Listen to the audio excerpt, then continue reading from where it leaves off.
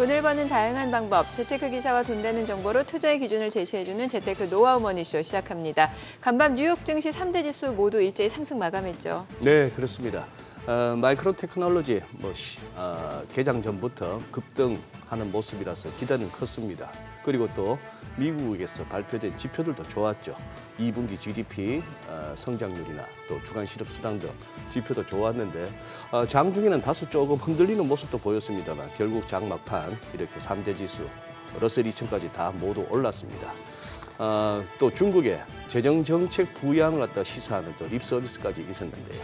어쨌거나 지금 시장은 빠지고 싶지 않다는 의지가 강하게 보이네요. 네, 맞습니다. 어제 국내 증시도 코스피 코스닥 양시장 모두 상승폭을 확대하면서 2% 오름세로 마무리가 됐습니다. 외국인 기관이 모처럼 순매수를 나타낸 상황이었고 반도체, 제약바이오, 2000주 관련주들이 일제히 상승하면서 2670선까지 회복이 됐죠. 그렇습니다. 네.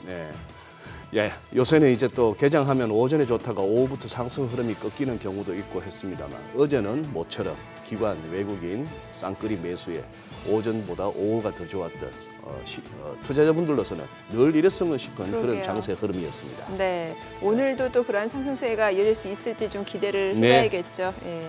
오늘 하우머니에서는 일기 신도시들의 재건축 선도지구 공모 분위기와 각 지자체가 그려놓은 재건축의 밑그림은 어떤지 또 집값에는 어떤 영향을 줄지 알아보도록 하겠습니다. 네, 지금 보고 계신 머니쇼 유튜브 SBS BG앱에서 실시간으로 시청 가능하니까요. 많은 시청 부탁드립니다. 그럼 먼저 빠르게 돌아가는 글로벌 증시 상황부터 정리해 볼까요? 도지은 아나운서 소식 전해주시죠. 굿모닝 마켓입니다. 어제 실적 발표한 마이크론 힘으로 뉴욕 증시 다시 한번 탄력을 받습니다. 여기에 경제 지표들도 긍정적으로 나오면서 반도체를 비롯한 기술주들이 시장을 끌어줬는데요. 데이터상의 숫자가 시장 심리에 미치는 영향력이 큰 요즘입니다. 간밤 3대 지수 말씀해 주신 것처럼 일제히 상승했습니다. 다우지수가 0.62%, S&P 500도 0.40% 올라줬고요. 기술주 중심의 나스닥도 0.60% 올랐습니다. S&P 500은 또다시 사상 최고치를 경신해냅니다. 주요 종목들도 흐름 보시면 기술주 위주로 매수세가 몰리면서 대체로 분위기 좋았는데요. 애플은 0.51% 상승한 반면 마이크로소프트는 0.19% 소폭 하락했습니다. 역시 반도체 종목들 분위기 좋았습니다. 엔비디아는 견고한 실적 발표했던 마이크론 힘으로 장 초반에는 3%대 상승하다가 상승폭 반납하면서 0.43%의 상승으로 마무리가 됐습니다. 이외에 AMD나 TSMC, ASML 등 반도체 관련주들 너나 할 것 없이 강세 보였고요. 필라델피아 반도체 지수도 덕분에 3.4% 이상 상승 마감했습니다. 반면 아마존 같은 경우 0.71% 하락했고 알파벳은 0.52% 상승했습니다. 6위부터 10위도 보시면 메타는 0.08% 소폭 쉬어갔고요. 테슬라 같은 경우 10월 10일에 로보택시 행사 관련 초대장 발부 소식에도 불구하고 하락했습니다.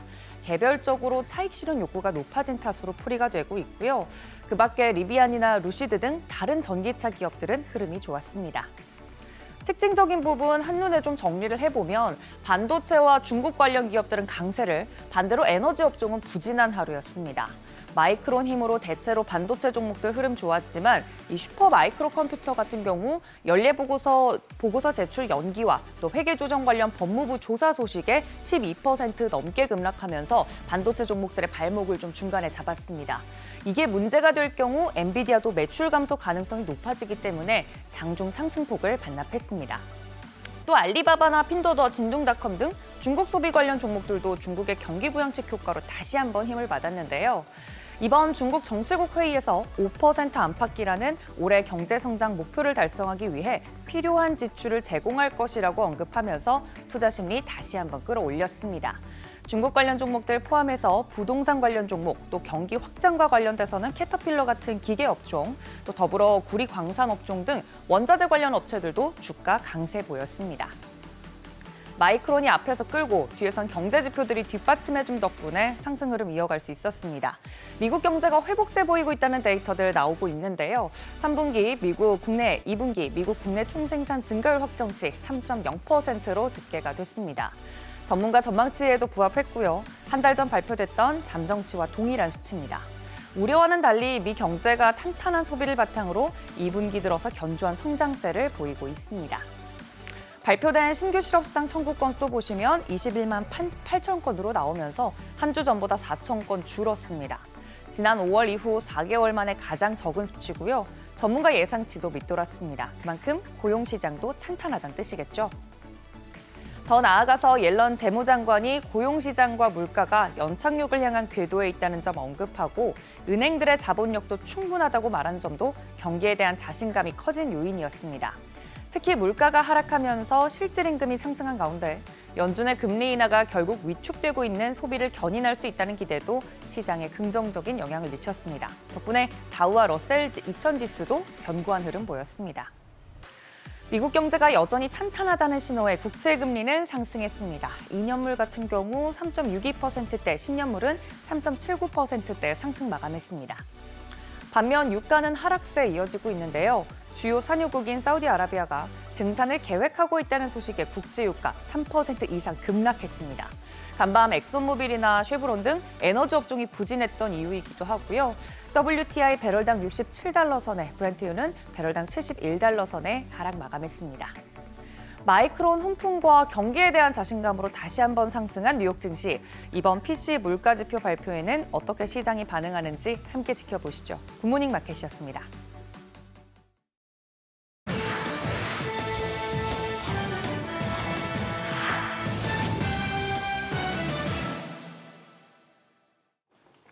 미 법무부가 인공지능 열풍의 최대 수혜 업체 중 하나인 슈퍼마이크로 컴퓨터의 회계 조작 의혹에 대한 수사에 착수했습니다. 슈마컴의 회계 조작 의혹은 지난달 공매도 저승사자로 불리는 힌데버그가 저격하고 나서며 수면 위로 떠올랐죠.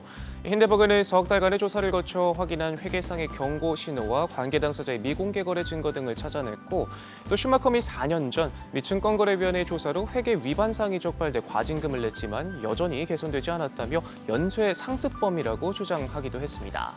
힌데버그의 이런 주장은 직후 슈마컴이 당국에 제출해야 하는 연차 회계 보고서 제출을 늦추겠다고 밝히면서 의혹은 증폭됐는데요. 결국 매년 거침없이 오르던 주가는 내림세로 돌아섰고, 법무부의 조사 소식이 알려진 목요일장에서도 12% 급락했습니다. 최근 오픈 AI 고위 인사들의 퇴사 행렬이 이어지고 있습니다. 이런 가운데 챗 GPT의 어머니로 불리는 미라 무라티 CTO도 회사를 떠난다는 소식이 전해졌는데요. 무라티는 6년 전 오픈 AI에 합류해 전 세계 AI 열풍을 이끈 챗 GPT와 이미지 생성 모델 달리 등 주요 제품 출시의 핵심적인 역할을 맡아왔고, 또 샘 올트먼 CEO가 이사회로부터 축출당했을 때는 임시 CEO를 맡으면서 올트먼의 복귀를 돕기도 했습니다. 무라티의 퇴사 발표는 지난달 오픈 AI 공동 창업자였던 존 슐먼이 회사를 떠난 지 불과 50일 만에 나왔습니다. 핵심 인물들이 줄줄이 대열에서 이탈하는 모습인데요. 슐먼은 오픈 AI의 경쟁사인 엔스로픽으로 둥지를 옮겼고, 지난 5월에는 공동 창립자인 일리아 슈슈케버드 회사를 떠나 이 새로운 인공지능 스타트업을 세우기도 했고요. 또 다른 공동 창립자인 안드레이 카르파티도 짐을 쌌고, 그레그 브로먼 회장은 재충전을 이유로 연말까지 장기 휴가를 내면서 공동 창업자들 가운데 샘 올트먼 CEO와 보이체흐 자른바 단 2명만 남게 했습니다. 특히나 오픈 AI가 최근 65억 달러 규모의 초대형 투자 유치에 나서고 있고, 영리법인 전환 과정에 있어 이 같은 핵심 인사들의 이탈이 어떤 파장을 불러올지 주목됩니다. 브라질 대법원의 판결 이행을 거부하며 각을 세우다 백기투항한 머스크의 X가 서비스 재개를 위해 적극 협조로 전략을 바꿨습니다. X는 사법부 명령 준수를 증명하는 내용과 함께 법원의 서비스 차단 명령 해제를 요청하는 취지의 문서를 브라질 대법원에 제출했는데요. 이와 함께 명령 불이행에 따라 부과받았던 우리 돈 40억 원 상당의 벌금을 납부했다는 확인증도 함께 냈습니다. 앞서 지모라이스 대법관은 브라질 내 가짜뉴스 단속의 하나로 일부 X 계정 및 게시물 삭제를 결정했고, 이 사측은 언론 자유 탄압이라며 반발해 왔습니다.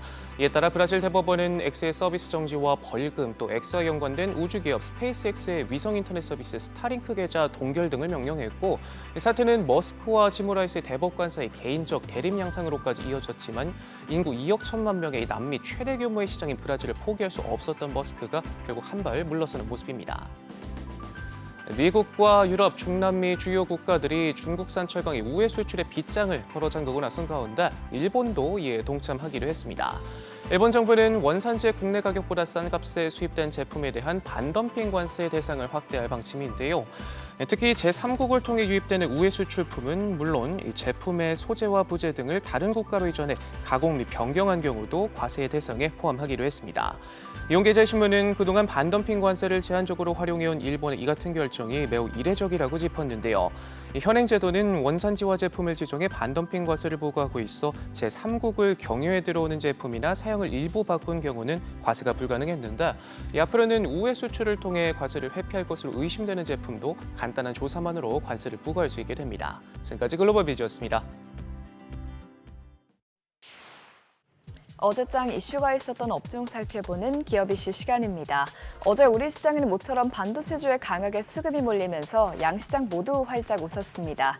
메모리 반도체 실적 풍향계로 불리는 마이크론이 깜짝 실적을 발표하면서 반도체주에 대한 투자 심리가 되살아났기 때문인데요. 마이크론의 이번 회계연도 4분기 매출액은 전년 대비 93% 증가한 77억 5천만 달러, 주당 순이익은 1.18달러로 나오면서 모두 시장 전망치를 웃돌았습니다. 특히 마이크론은 향후 가이던스도 낙관적으로 내놨는데요. 회사 측은 시장 추정치를 상회하는 1분기 매출액과 주당 순이익을 발표하면서 상승 모멘텀이 이번 분기에도 이어질 것이라고 밝혔습니다. 실제로 마이크론은 HBM 수요가 공급을 앞지르고 있다며 올해와 내년 생산부 모두 매진됐으며 가격도 이미 정해졌다고 강조했습니다. 그동안 반도체 과잉 공급에 대한 우려가 제기되면서 반도체 기업들에 대한 투자 심리가 악화돼 있었지만 마이크론이 어닝 서프라이즈를 발표하면서 이 같은 우려가 해소됐는데요. 이에 따라 국내 반도체주들이 일제히 강세를 보였습니다. 마이크로 투나노가 상한가에 거래됐고요. PSK홀딩스가 11.61%, SK하이닉스는 9.44% 급등했습니다. 이어서 한미반도체는 7.13%, 삼성전자는 4.02% 뛰어 올랐습니다. 이처럼 HBM 시장이 여전히 선방하고 있는 가운데 포스트 HBM으로 평가되는 CXL 시장에도 기대감이 모이고 있습니다. 삼성전자와 SK하이닉스는 CXL 생태계 확장에 적극적으로 나서면서 CXL 시장 선점을 위한 경쟁이 치열해지고 있기 때문인데요. 최근 SK하이닉스는 CXL 메모리의 구동을 최적화하는 자체 개발 메모리 제어 솔루션 HMSDK의 주요 기능을 세계 최대 오픈소스 운영체제 리눅스에 탑재했다는 소식이 나왔습니다. 삼성전자가 리눅스 업체와 협업하고 있는 것과는 달리 SK하이닉스는 전체 리눅스 생태계 공략에 나선 모습입니다. 또 아울러 두 회사 모두 연말 양산에 성공할 수 있도록 속도를 내고 있는데요. 삼성전자는 CXL 2.0 메모리를 올 하반기에 양산할 수 있도록 고삐를 당기고 있고요. SK하이닉스 역시 현재 CXL 2.0 메모리에 대한 고객사 인증을 진행 중이며 연내 양산에 만전을 기하고 있는 것으로 알려졌습니다. 이 같은 기대감에 관련 주들이 큰 폭으로 뛰어 올랐는데요. 전 세계에서 유일하게 CXL 메모리 양산에 필요한 검사 공비를 공급할 수 있는 네오셈이 상한가까지 직행했고요. 엑시콘이 17.03% 올랐습니다. 또 그 밖에 옥킨스전자와 퀄리타스 반도체 모두 15% 넘게 상승했습니다. 미국 하원이 처음으로 중국 디스플레이 기업에 대한 제재를 미국 정부에 요청했습니다. 반도체와 자율주행 등에 대한 대중 제재가 이제는 디스플레이로도 확대되는 양상인데요. 26일 미국 외신들에 따르면 하원의 존 물레나 중국 특위위원장은 미국 국방부의 중국 최대 디스플레이 업체 BOE와 4위 기업 텐마를 블랙리스트에 포함해야 한다는 서한을 보냈습니다. 이번에도 미국 하원은 국가안보를 이유로 제재 요청을 제기했는데요. 서한은 디스플레이가 일상 영역에서 광범위하게 사용된다는 점을 고려하면 미국 안보에 중대한 위협이 된다면서 미국의 첨단 군사기술이 적국에 의존하는 상황이 벌어질 수 있다고 경고했습니다. 추후 제재가 이루어지게 된다면 중국과 차세대 디스플레이인 OLED에서 치열하게 경쟁하고 있는 국내 디스플레이 기업들이 반사이익을 얻을 것으로 전망되는데요. 이 소식에 관련 주들이 들썩였습니다. 힘스가 12%대, 신도기현과 덕산 네오룩스가 11%대 상승세를 기록했고요. 피로틱스는 9.48%, LG 디스플레이는 4분기 실적 기대감에 7.72% 급등했습니다. 오랜만에 엔터주에 강한 매수세가 몰렸습니다. 최근 발표된 코리아 밸류업 지수에 SM과 JYP가 포함되는 것이 모멘텀으로 작용했을 뿐만 아니라 올해 4분기부터 엔터 산업 실적이 개선될 것이라는 기대감에 엔터주 전반에 온기가 퍼졌습니다.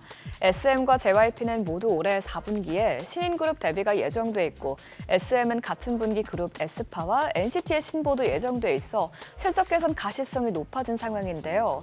NH투자증권연구원은 엔터 산업이 내년기 4분기부터는 실적 성장이 기대된다면서 엔터 4사의 합산 시가총액이 올해 들어 37% 하락해 현재 실적 성장성 및 밸류에이션 매력 대비 주가 수준이 매력적이라고 분석했습니다.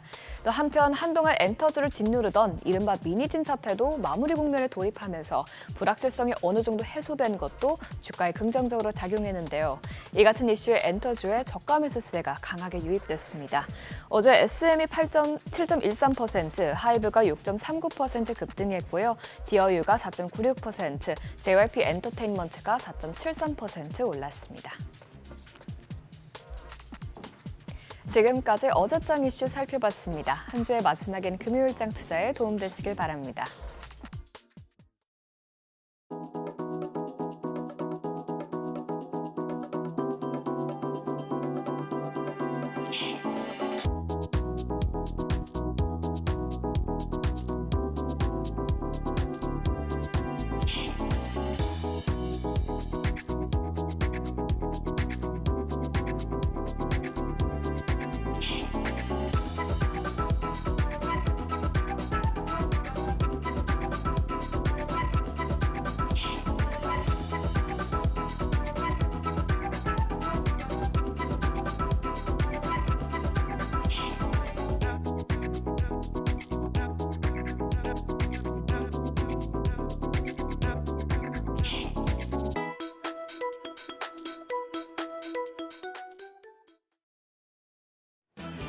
어제 우리 시장 양지수 모두 큰 폭으로 올랐습니다. 시장은 장중에 계속해서 상승폭을 확대해가며 오랜만에 기분 좋게 마무리했는데요. 시장이 이렇게 날아오른 건 역시 외국인의 영향이 컸습니다. 마이크론 실적이 국내 증시에 외국인을 데려왔죠. 셀코리아를 이어가던 외국인이 반도체주를 중심으로 주식을 대거 순매수하면서 지수도 함께 올랐는데요. 그럼 어제장 복귀하면서 금요일장 시장 준비하시죠. 오랜만에 보는 숫자였습니다. 코스피가 2.9% 급등해서 단숨에 2671.57포인트까지 회복했습니다. 코스닥도 2.62% 상승하며 779.18포인트였습니다.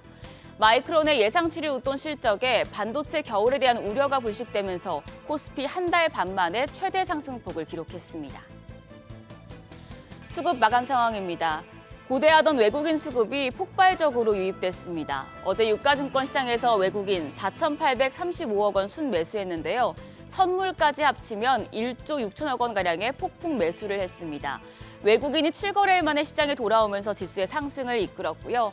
더불어서 기관도 8,015억 원어치 사들이며 무려 9거래일 연속 매수 포지션 이어갔습니다. 개인만 홀로 1조 2,539억 원 매도 우위 기록했습니다. 코스닥 시장도 대동소이했습니다. 메이저 수급 주체의 쌍끌이 매수세가 나왔는데요. 외국인이 1,756억 원 순매수했고 기관도 997억 원 사자 포지션 취했습니다. 여기도 개인만 홀로 2,646억 원 매도 우위 기록했습니다. 시가총액 상위 종목 왕가 확인하시죠. 유가증권 시장 LG에너지솔루션이 보합이었던 걸 제외하면 9개 종목이 일제히 상승부를 켰습니다. 반도체 겨울 우려에 그간 주가가 내리막길을 걷던 반도체 투톱이 날아올랐습니다. 삼성전자가 4% 넘는 상승세 시현하면서 64,700원이었고 SK하이닉스 9.4% 시세 분출했습니다. 18만 원 선 회복했습니다. 외국인이 SK하이닉스를 사고 삼성전자는 팔면서 SK하이닉스 쪽의 상승폭이 더 컸습니다. 그리고 반도체 온기가 우리 시장 전반으로 확산되면서 완성차와 바이오, 금융주 모두 올랐는데요. 현대차와 셀트리온이 1~2%대 상승했고 기아 역시도 2%대 강세. KB금융, 밸류업 지수 발표 이후에 주가 손상이 컸는데 어제는 4% 가까이 반등에 성공했습니다. 코스닥 시장도 HLB가 소폭 내린 걸 제외하면 9개 종목 모두 상승세 시현했습니다. 2차 전지가 강한 모습을 보이며 시가총액 1위 자리가 바뀌었습니다. 에코프로비엠이 6% 넘게 오르면서 알테오젠을 제치고 시총 1위 자리를 탈환했습니다. 3주 만이었고요. 에코프로와 엔캠 등 나머지 2차 전지 관련주들도 모두 3%대 상승했습니다. 더불어서 제약 바이오 섹터 쪽도 전반적으로 오름세 보여줬는데요. 리가켄 바이오가 3%, 삼천당 제약이 7% 넘게 급등하면서 거래를 마쳤습니다. 환율은 떨어졌습니다. 정규장 마감 시간 기준으로 달러 대비 원화 환율은 13원 80전 내린 1327원 20전에 거래를 마쳤습니다. 위안화 강세에 시장에 외국인 자금이 유입된 영향이었습니다. 이후에 환율은 계속해서 저점을 낮추더니 역외 환율은 1313원 선까지 떨어졌습니다. 위안화 강세에 연동된 데다 달러 인덱스가 더 떨어진 데 따른 건데요. 오늘 외환시장 하락 출발할 가능성이 높겠습니다. 반도체 겨울에 대한 우려가 점점 더 옅어지고 있습니다. 간밤 미증시에서 마이크론이 급등했고 필라델피아 반도체 지수도 강세를 보였기 때문에 오늘도 우리 반도체 업종에 대한 걱정은 좀 덜할 것 같습니다. 그렇다면 개별 이슈들을 조금 더 꼼꼼하게 체크할 필요도 있겠는데요. 마침 오늘 방산 대장주가 복귀합니다. 방산 업종은 중동발 리스크에 미국 대선 이슈까지 겹치면서 다양한 모멘텀이 존재하는데요. 이런 가운데 한 달간 거래 정지를 마치고 돌아오는 한화 에어로스페이스에 대해 바라보는 시선이 굉장히 긍정적입니다. 한국투자증권은 한화 에어로스페이스가 인적 분할을 통해 방위 산업 쪽에 좀 더 집중할 수 있게 됐다며 주가가 오를 여지가 충분하다고 밝혔습니다. 2026년까지 영업이익률이 2023년과 비교해서 4%포인트 정도로 개선이 되고 수주잔고 성장이 지속될 것이란 분석을 내놨는데요. 오늘 거래가 재개되면 기준 가격이 29만 원이 될 텐데 시초가는 14만 5천 원에서 58만 원 사이가 되겠습니다. 한국투자증권이 제시한 목표 주가는 38만 원이고요. 적정 주가는 분할 전 대비해서 2.7% 상승한 수준인데요. 반도체가 안정적이고 다른 업종으로 온기가 확산되고 있는 만큼 모멘텀이 충분한 방산주, 그중에서도 오늘 이슈가 있는 한화 에어로스페이스 체크해 두시죠. 그 밖에 오늘장에 영향을 줄 이슈들입니다. 오늘 밤 미국 금리 결정에 가장 중요한 PC 물가지수가 발표됩니다. 중요한 이벤트를 앞둔 만큼 시장의 일정 부분 대기 심리가 작용할 수 있겠고요. 일본에서는 자민당 총재 선거가 있습니다. 일본은행 BOJ의 통화정책 정상화와 엔화에 영향을 줄 수 있어서 주목되는 부분입니다. 한편 어제 시간의 거래에서는 자동차 부품과 전력, 전선주가 강했습니다. 자동차 부품주는 페달 5조작 방지 장치의 의무 장착을 골자로 하는 법안이 추진되면서 경창산업과 상신 브레이크, 한중 NCS 등이 올랐습니다. 그리고 전력과 전선 섹터는 마이크론이 올해와 내년 고대역폭 메모리 HBM이 이미 매진됐다고 밝히면서 AI 시장 확대 전망에 따라서 강한 모습 보여줬는데요. 오늘 장까지 이런 흐름 이어질지 지켜보시죠. 간밤에 미증시에서는 반도체주가 또 좋았습니다. 우리 시장 PC 물가지수 발표를 앞두고 경계 심리가 존재할 텐데 반도체 섹터가 이를 뛰어넘는 퍼포먼스를 보여줄지 주목해 보시죠. 지금까지 어제장 오늘장이었습니다.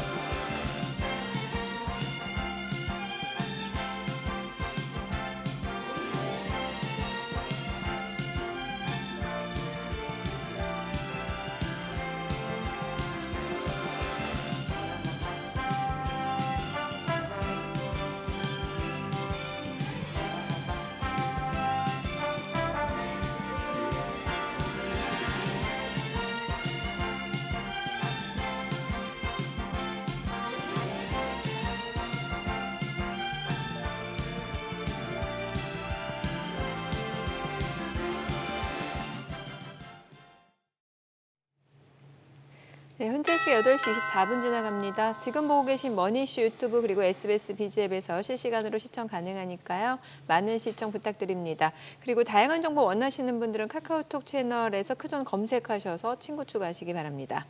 간밤 뉴욕 증시 힘이 좋네요. 상승 마감했고 지금 뭐 마이크론 호실적 이후에 또 중국에서 부동산 뭐 안정화 대책까지 나오고 있는 상황이고. 그러니까. 예. 여기다가 뭐 나온 경기 지표는 미국 경기 연착륙을 좀 시사하는 부분이 있었다라는 점에서 시장에서는 좀 상승 모멘텀으로 이어지는 분위기였던 것 같습니다. 네, 그렇죠. 한번 이렇게 뭐 장중 흐름을 한번 체크해 보신다면은 느끼시겠지만 살짝 이렇게 전일 대비 하락으로 밀릴까 싶은 대목에서 두 번이나 이렇게 바닥을 다지면서 또 이렇게 기어이 상승 반전을 만들어내는 이게 시장 자체의 힘이라면 정말 대단한 거고요. 그러게요. 혹시라도 조금 이렇게 삐딱한 시각으로 본다면은 지금은 어쨌거나 미국 증시 빠지는 것을 허용치 않거나 원치 않는 힘 있는 세력이 있다라고도 볼 수 있겠습니다. 그러니까 대선 앞두고 있어서 뭐 그런 것도 생각해 볼 만하죠. 예, 뭐 가능성이 없는 건 아니니까요. 그런데 좀 씁쓸했습니다. 밸류업도 필요 없고 금투세 뭐 유지나 폐지나 이런 것도 다 필요 없고 네. 우리보다 삼성전자나 SK하이닉스의 남은 거 이렇게 처리하는 마이크론이라는 기업 하나 가지고 우리 아까 보셨다시피 전업종이 다 오르는 네. 그런 한국 증시라는 거. 어떻게 보면 반도체 사이클에 대해서 지금 좀 갑론을박이 있었잖아요. 네. 여기에서 좀 투자자들 입장에서는 좀 기다렸던 소식이 아니었나 그렇기도 이런 하고. 생각이 들어요. 그리고 이번에 모건 스탠리는 제대로 참교육 당하고 있고 이제 조금 좀 이제 줄여야 될 것 같아요. 우리가 우리가 한 방 날리면은 네. 될 거야 했는데 골드만삭스는 그랬잖아요. 니들 좀 바보 같은데 이번에는 이렇게 했는데 이번에는 골드만이 맞았네요. 네. 그러게요. 자, 오늘 바로 모셔보겠습니다. KBWM 스타 자문단 유신익 수석 이코노미스트 함께합니다. 어서 오세요. 어서 오세요, 유 박사님. 반갑습니다. 예. 제가 알기로는 우리 유신익 박사께서는 연초부터 해서 위험 자산에 대한 적당한 어떤 선호도를 계속 유지해야 된다는 그 뷰를 계속 유지해 오셨고 네네. 최근에도 네. 그 뷰는 꺾지 않고 계신 걸로 알고 있는데 예. 8월 초 자꾸 블랙먼데이라고 얘기하는 그 급락도 있었고 네. 사실 9월 들어서도 조금 안 좋다고 이제 돌려 세우고 있는 중이지 않습니까? 한번 요 모처럼 또 나오셨으니까 한번 시장 흐름 한번 점검 한번 정리하고 가시죠. 이제 그동안에 이제 많이 쉬었다가 쉬었다가. 다시 이제 출발을 하는 시점이 됐고 시장이 예, 기존의 견해하고 동일합니다. 근데 이제 변곡 포인트가 좀 세게 오는 것 같습니다. 변곡 포인트가 네. 그러니까 15년도쯤이라고 봐야 될 것 같은 데자뷰 현상 같습니다. 2015년. 네네, 2015년도에 아주 동일한 현상이 나타나는데 무슨 현상이 나타났냐면 금융위기 끝나고 나서 직후에 이제 돈 풀고 미국이 재정과 통화 정책을 한꺼번에 다 투입을 하니까 네. 15년도까지 주가가 상당히 좋았어요. 좋았죠. 네. 경기도 V 반등으로 계속 올라가는 패턴을 유지를 했었거든요. 네. 근데 거의 7년여 가까이를 주가가 좋고 경기가 좋은 상태를 유지하니까 그러면 이제 미국은 쉬어야지 다른 국가들 더 저평가된 국가들을 찾아야 되지 않겠어? 네. 라는 로직으로 접근을 했다가 투자자들이 호되게 당했죠.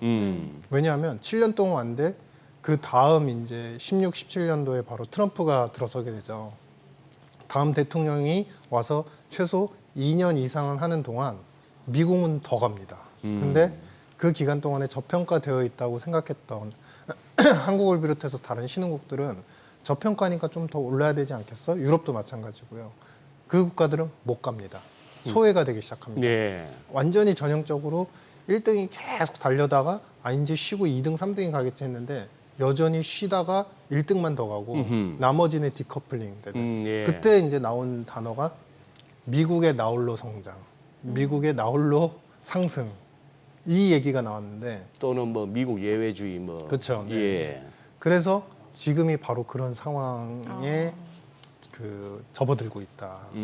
바로 지금 같은 경우는 이제 우리가 말은 속일 수 있어도 눈빛과 결과는 못 속인다. 네. 행동은 못 속인다라고 표현하는데 지금 파월의 이 어떤 프레임을 보면 페드의 프레임을 보면 사실 우리가 너무나 뻔한데도 한 번쯤 되돌이켜 볼 필요가 있는 게 2년 전에 불과 2년 전에 그 우리가 이제 폴 볼커식의 금리 인상 얘기를 했었단 그랬죠. 말이죠. 폴 볼커식이었다고 한다면 최소한 긴축은 3년, 4년은 갔어야 됩니다. 네. 근데 이번에 고용을 어쨌든 고용이 지난 해에 너무 좋았던 것 같았지만 하향 조정이 되니까 당연히 그것 때문에 우려가 있다. 근데 고용시장이 지금 나쁜 건 아니다. 사실 이건 말도 안 맞습니다. 나쁜데 나쁜 건 아니다라고 표현을 하면서 금리 인하를 했죠. 그리고 나서 나온 결과물이 뭐냐. 바로 경기 침체의 빌미를 둔 주가 변동성이 완화가 되기 시작을 했다는 거죠. 네. 정고점을 뚫고 가고 얼마를 갈까? 이거는 지금 저한테는 큰 의미가 없는 것 같아요. 변동성을 줄이는 게 중요하죠. 변동성을 네, 줄이는 변동성. 특히 하락의 변동성. 네. 근데 그게 바로 제어가 됐단 말이에요. 그러면은 우리는 또 갑론을박 11월에 25bp 한다, 아니다 11월에 50bp 한다. 그러면 실망감에 또 되돌릴 수 예. 갑론을박 얘기를 많이 하는데 변동성이 끝났다는 거는 시장 자체가 안정화됐다는 거고 투심이 살아났다는 거기 때문에 여기서는 이제는 프레임이 바뀌어야 됩니다. 어떻게? 지표가 약간 약화된다고 미국의 주가가 흔들리지 않을까라는 걱정은 이제 끝나간 프레임이에요. 이제는 지표가 경제 지표들. 경제 지표가 네네. 좀 나쁘다고 해서 미국 증시가 흔들린다는 것은 이제 걱정 안 해도 된다. 네네, 그렇죠. 왜냐하면 그건 50pp 이날 하기 전의 모습인 거고 네. 50pp 이날 하면서 사실 시장에 던져준 화두는 미국이 지금 GDP 대비 시가총액이 200%거든요. 네. 그럼 200%면 GDP보다 예. 기업의 시가총액, 마켓캡, 그다음에 시장에서 평가받는 금액이 2배라는 거잖아요. 예. 그러면 상식적으로 생각을 해도 야 여기서 30% 조정이 와도 사실은 무방하겠네, 20% 조정이 와도 무방하겠네, 누구나 생각할 수 있는 거리인데 사실 여기서 50pp 이나면 시장에 메시지를 던져주는 거죠. 자본시장에 대해서 특히 미국의 주식시장에 대해서 큰 변동과 하락을 용인하지 않겠다. 아하. 그게 본인들 입장에서 중요한 포인트다라는 네. 게 후행적으로 입증이 됐고 그러면은 실제로 이 변동성이 완화되던 국면에서는 이제는 뭐가 중요하냐면 포트폴리오 전략이 중요하다. 섹터 전략이 지금부터는? 중요하다. 네. 근데 그건 어디까지나 미국의 일이고 예. 이제 한국은 나중에 따로 이제 말씀드리도록 하겠습니다. 그러니까 미국 증시는 계속해서 좀 우상향 흐름을 이어갈 수 있다라는 얘기인 것 같고 네네. 경기도 그렇게 걱정할 만한 상황은 아니라는 거예요. 이게 정확히 표현하면 사실은 미국은 조심스럽긴 하지만 이런 견해를 제가 이제 다른 분들은 말씀 안 하시는데 좀 조심스럽긴 하지만 네. 미국은요 완연한 골디락스예요 사실. 골디락스. 네. 골디락스라는 뜻이 잘 생각해 보면 3월 달에 골디락스 얘기 나오면서 맞아요. 주가 펌핑하고 막 예, 이러면서 예. 좋다 했잖아요. 예. 근데 그때는 저는 섣부르다 판단했어요. 왜냐하면 물가의 하향의 속도나 안정화되는 여부에 대해서 확신할 수가 없었어요. 다시 튈 수도 있었어요. 근데 지금 물가가 오늘 PC도 나오면 2% 후반대 정도 나올 거고 지금 CPI는 2% 중반대는 안착을 할 것 같아요. 그러면 물가가 낮아지는 거, 그 다음에 두 번째 시장금리. 시장금리라고 하는 거는 뭐냐면은 우리가 그전에는 연준이 금리를 내리지 않았는데도 시장금리, 10년물 국채금리가 먼저 내려가 있었죠. 네네. 그러니까 조금만 매파적인 얘기가 나오고 글로벌 이슈가 조금만 나와도 미 국채금리가 튀었단 말이에요. 예. 근데 이제는 금리를 내렸고 앞으로 서서히 내릴지언정 어쨌든 내릴 거니까 금리가 이제 튀는 속도는 폭은 제한이 될 수밖에 없는 환경. 금리도 제한이 되는 환경. 네. 마지막 세 번째. 어제 성장률 이제 확정치가 나왔는데 3%가 나왔죠. 네. 예. 잠재 GDP 죄송합니다. 평균이 2%란 말이죠. 네네. 근데 3%가 나왔다는 거는 어쨌든 평균보다 항상 잘하고 있다는 거예요. 그렇죠. 그럼 성장률은 좋고 두 번째 우리가 얘기하는 이제 그 물가는 안정화돼 가고 있고 그다음에 세 번째 금리나 환율 변수도 안정화 추세를 찾고 있고 이보다 더 좋을 수는 없다. 물론 지표에 따라서 우리가 항상 이제는 경기를 바라볼 때 이런 측면을 생각하셔야 된다. 중심화 경향. 좋은 거는 좋은데 나쁜 건 나쁘다.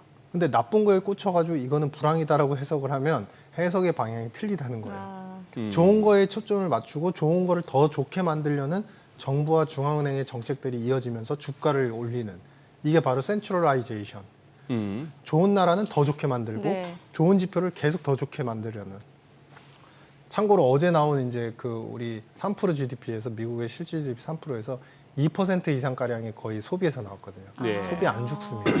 좋은 소비 더 늘리려고 하고 더 드라이브를 걸 거예요. 근데 이게 내년도 대선 이제 끝나고 나서 대통령이 오시면 아마 드라이브가 또 걸릴 것 같습니다. 근데 여기서 침체 얘기를 하면서 지표에 단기 반응을 하는 건 이제는 좀 지나갔다. 그거는 이제 좀 덜 신경 쓰자. 거기에 너무 우리가 몰입하지 말자 이런 생각입니다. 소비도 견조하다. 고용도 괜찮은 거예요, 그러면은? 고용은 이제 그 너무 뜨거웠다가 네. 이제 잠깐 식어가는 그 중이기 정도. 때문에 이게 어디서 바텀 우리가 구인 배율이라고 하는 숫자가 있거든요. 네네. 그러니까 얼마나 많이 뽑냐 이거예요. 쉽게 말씀드리면. 근데 이 뽑는 비율이 예전엔 7% 너무 뜨거울 땐 10% 갔다가 지금 4% 중반대까지 왔어요. 근데 이게 4% 초반대까지는 갈 수 있습니다. 그 기간 동안은 고용이 계속 안 좋아라고 얘기를 할 수 있겠죠. 근데 이제 그 우리가 그런 얘기 있죠. 제주는 누가 부리고 떡은 누가 먹는다 뭐 이런 얘기 있잖아요. 네. 표현 얘기. 그러니까 이게 뭐냐면 아마 그러면 이 구인 배율이나 고용 지표가 사실 저는 정상화 수준에 이제 수렴되고 있다, 수렴되는 과정이다라고 보여지는데 정상화되는 과정에서 부침 있고 흔들림이 있으면 또 고용이 안 좋아요라는 이제 평가가 시장에서 나오겠죠. 그러면 연준은 또 무엇을 가져오냐? 금리 인하를 좀 더 할 수 있다라는 좀 비둘기적인 색깔을 가져오게 되겠죠. 그러면 고용이 바로 회복되냐? 고용은 아닙니다. 고용은요, 미국의 고용은 결국에는 정부에 돈이 들어가야 돼요. 금리 인하로 되는 게 아닙니다. 금리 인하 가지고서 지금 미국이 5.5 하던 거를 한 50bp 내리고 한 100bp 내렸다고 해서 기업이 투자해가지고 고용을 덜 할 거를 지금 더 하지 않아요. 이미 피크아웃 했어요. 그건 뭐냐면 그것 때문에 오히려 반기는 곳, 떡 먹는 곳은 어디냐면 자본시장이죠. 주식시장. 그것 때문에 주식시장은 더 또 랠리를 볼 수 있는 환경. 그러니까 물론 이제 조심스러운 부분도 있고 우리가 예. 이제 이스라엘 관련되는 이제 전쟁의 그 확전, 그다음에 여러 가지 가계의 변동성도 주의는 해야 되지만 환경, 매크로 환경은 양호하다. 상당히 양호한 편이다. 뭐 이렇게 보여집니다. 근데 참 시장이 이렇게 뭡니까? 때로는 이게 좀 단순할 필요가 있는데 그래서 이렇게 거래 잘하시는 분들은 네. 별로 뭐 뉴스나 남들 이렇게 뭐 리포트 내고 하는 이런 거 안 보고 자기 그것만으로 네네. 자기 나름의 그것만으로 가는데 지금 독일이 어제 한 1.7% 오르면서 독일 닥스가 네. 이게 또 사상 최고치 경신인데 네. 위클리나 먼슬리 볼 것 같으면 이게 다 왔나 싶던 걸 아니 하면서 그냥 더 뿜어버리거든요. 네네. 그런데 이제 이게 많이 하는 게 때로는 불필요하다는 것이 네. 며칠 전에 나왔던 S&P 글로벌 거기에서의 유로존 PMI나 네. 독일 PMI, 네. 뭐 프랑스 할 것 없이 전부 제조업 서비스업 할 것 없이 꺾인단 말입니다. 네. 제조업은 아주 안 좋고 네. 거기다가 크리스틴 라가르드 22 총재가 IMF 행사에 나와가지고 좀처럼 이렇게 부정적인 얘기는 안 하는 분이 네. 무슨 1920년대 공황과 비슷하다 지금은 이런 소리를 하는데 증시는 또 날아간단 말입니다. 네. 거기다가 어제 미국 금리 올랐어요. 네네. 미국 금리 오르면 통상적으로도 지표도 좋았어요. 네네. 그러면 달러는 강해져야 되는데 달러는 또 약해져요. 네. 이 위안이 막 돈도 풀고 어쨌거나 뭐 그걸 하겠다는데 부양책을 하겠다고 하니까 부양책에서 중국이 좋아진다고 봐서 그런지는 모르겠으나 제 일감으로 또 돈 풀겠구나 하면 위안 가치가 떨어져야 되는데 네.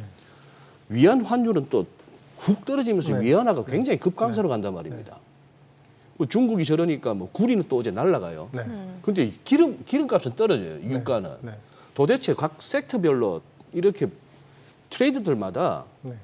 뭐 옆에 시장 볼 거 없이 네. 자기 것만 충실해야겠어요 지금. 네. 뭐 상관관계가 다 무너져. 네네. 어. 이 간단히 표현하면 네. 이건 거예요.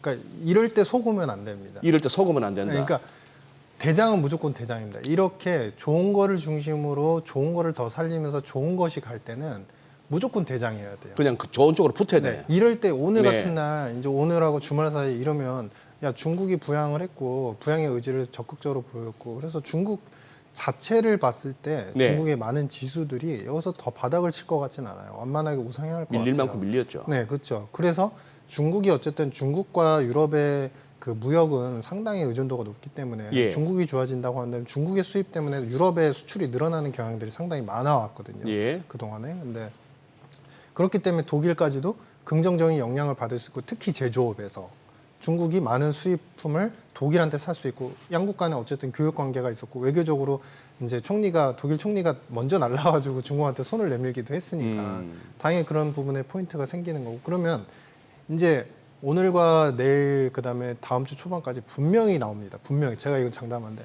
자 이제 미국이 달렸으니까 중국과 그 외 유럽 세컨드 플레이어를 투자할 때가 됐습니다. 미국은 조금 과도하고요. 뭐 부담이 되는 분들은 유럽을 투자하세요. 뭐 이런 얘기가 분명히 나옵니다. 그런 얘기들이 슬슬 나올 것이다. 그 절대 아닙니다.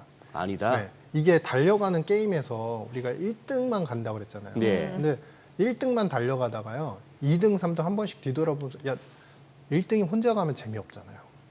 1등 혼자만 이렇게 100m 막 400m 이렇게 띄우면서 가면은 재미가 없어요. 이거는 혼자 경기하는 거예요. 그러니까 1등이 달려가면서 2등, 3등 주자를 좀 와봐. 좀 재밌게 하자. 좀 경쟁하는 것처럼 하자. 그래서 2등, 3등을 불러일으키거든요. 네. 왜 그런 일이 나타나냐? 관청객, 그러니까 방청객들, 보는 사람들, 마라톤을 보는 사람들, 그다음에 시장을 보는 사람들 그걸 원하는 거예요. 같이 이렇게 달려가면서 경쟁하듯이 누가 1등 하나, 누가 1등 하나. 근데 1등은 이미 정해져 있어요. 어디서 정해져 있냐? 통화와 재정을 모두 다 쏟아부을 수 있는 나라는 지금 유일하게 미국밖에 없습니다. 유럽이 아무리 좋아진다고 한들 유럽의 재정이 그 얘기가 왜 나왔냐면요. 유럽의 재정 상태를 보시면요. 네. 예전에 남유럽 재정이 그리스 위기 때 기억하시죠? 네. 그게 2011년 네, 얘기입니다. 그때. 벌써 13년 전 맞습니다. 얘기예요. 네. 근데 그때 재정 적자 비율, GDP 대비 네. 비율하고 지금하고 각 국가들 피그스를 보시면요. 네. 달라진 게 없어요. 똑같아요? 아, 그래요. 거의 유사한 수준이면 소폭 올라갔습니다. 그러니까 당연히 유럽의 정책 담당자들 입장에서는 지금이 무서운 거예요. 돈을 쓸 겨를도 없고 매크로는 약화되는 게 보이는데 뭘 할 수가 없는 상태인 네. 겁니다. 근데 미국은 그렇지 않죠. 반대의 입장이죠. 그러니까 미국이 이끌어가면서 2등, 3등을 오라고 이렇게 한 번씩 이렇게 눈짓이라고 해야 되나요? 약간 곁눈질을 해주지만 결국에는 이거는 대장 중심으로 가는 패러다임이고 결국엔 디커플링이다. 다음 주 되면요. 미국을 제외한 중국, 유럽 같은 경우는 분명히 또 아주 빠르게는 아니지만 서서히 또 완만하게 실 겁니다. 다음 정책이 뚜렷하지 않으니까. 그래서 이럴수록 좋은 섹터, 확실하게 좋아진 섹터, 확실하게 좋아지는 국가, 확실하게 좋아지는 지수 이거를 반드시 기억을 하셔야 된다. 이런 생각입니다. 그럼 국내 증시 쪽에서는 예를 들면은 뭐 중국 익스포저가 큰 섹터보다는 미국 쪽으로 조금 이런 매출 비중이 큰 그런 기업에 좀 집중을 해야 네, 되는 그렇죠. 거고. 미국 매출 비중이 크거나 아니면은 미국 산업의 호황에 힘입어서 뭐 밸류체인을 그렇죠. 기대할 수 같이 있는. 어떻게 좋아지는 산업들 이런 산업들 사실 뭐 엄밀히 말하면요 반도체 지금 좀 반도체? 좋아질 수 있고요. 제가 제일 강조해드린 게 바이오 산업. 아, 바이오 산업은 지금 뭐 임상 좀 몇 상까지 하다가 뭐 빵 터지면은 그거는 이제 그 몇몇 기업들 때문에 색안경이 씌워진 거고 네. 사실은 플랫폼화된 기업들이 우리나라에 꽤 많이 있거든요. 음흠. 근데 이 기업들이 미국에서 중요하게 생각하는 기술의 그 기술 특허나 기술 자체를 보유하고 있는 회사가 5손가락에 꼽습니다. 그러니까 이런 회사들은 지금 미국이 사가거나 그러니까 직접적인 M&A 하거나 기술을 사가지 않으면 예. 사실 그들의 입장에서도 불리할 수밖에 없어요. 음. 그러니까 우리나라가 너무 우수해서라기보다 우리나라는 꾸준히 연구를 20년 동안 한 거고 네. 근데 그런 상황에서 미국이 특허 만료와 관련된 이슈가 있기 때문에 전 세계 러브콜을 보내는데 한국에도 필요한 그 기술이 있는 거죠. 그런 것을 보유하고 있는 기업들이 있는 거죠. 그러니까 그쪽에 러브콜이 가는 거고 마지막 세 번째는 결국엔 우리나라에서는 방산. 네, 마지막 세 번째입니다. 그러니까 이게 전쟁이 뭐 혹자가 그런 말씀을 하셔요. 그러니까 이러다가 이스라엘 전쟁 끝나면 러시아 전쟁 갑자기 휴전하면 그러면 끝나는 거 아니에요? 아니 그건 아니죠. 블록화가 된 상황이고 이 10년 이상 재정 지출이 국방비에 더 증액이 될 수밖에 없는 예. 상황이거든요. 그래서 지난번에 폴란드가 왔다가 하면서 이제 기술을 본인들이 사가겠다라는 의지를 적극적으로 표명을 했고 그 관련돼서 우리나라 관련되는 대출 이제 정부에 관련된 대출에 대해서 좀 도와주세요라는 이제 어필을 했는데 네. 이건 폴란드로 끝나는 문제가 아니고 유럽이 재정 지출, 국방비 지출 GDP 대비 3%까지 장기로 늘리기로 했기 때문에 이렇게 불안하고 우선주의가 횡행한 이런 국가 시스템 하에서는 글로벌리 국방 산업에 대한 방위 산업에 대한 관심도 늘어날 수밖에 없다. 그래서 저는 딱 요 세 가지 정도만 한국에서 보신다면 네. 요 세 가지 정도만 보시는 게 낫지 않을까. 아, 반도체, 바이오, 방위 산업. 네.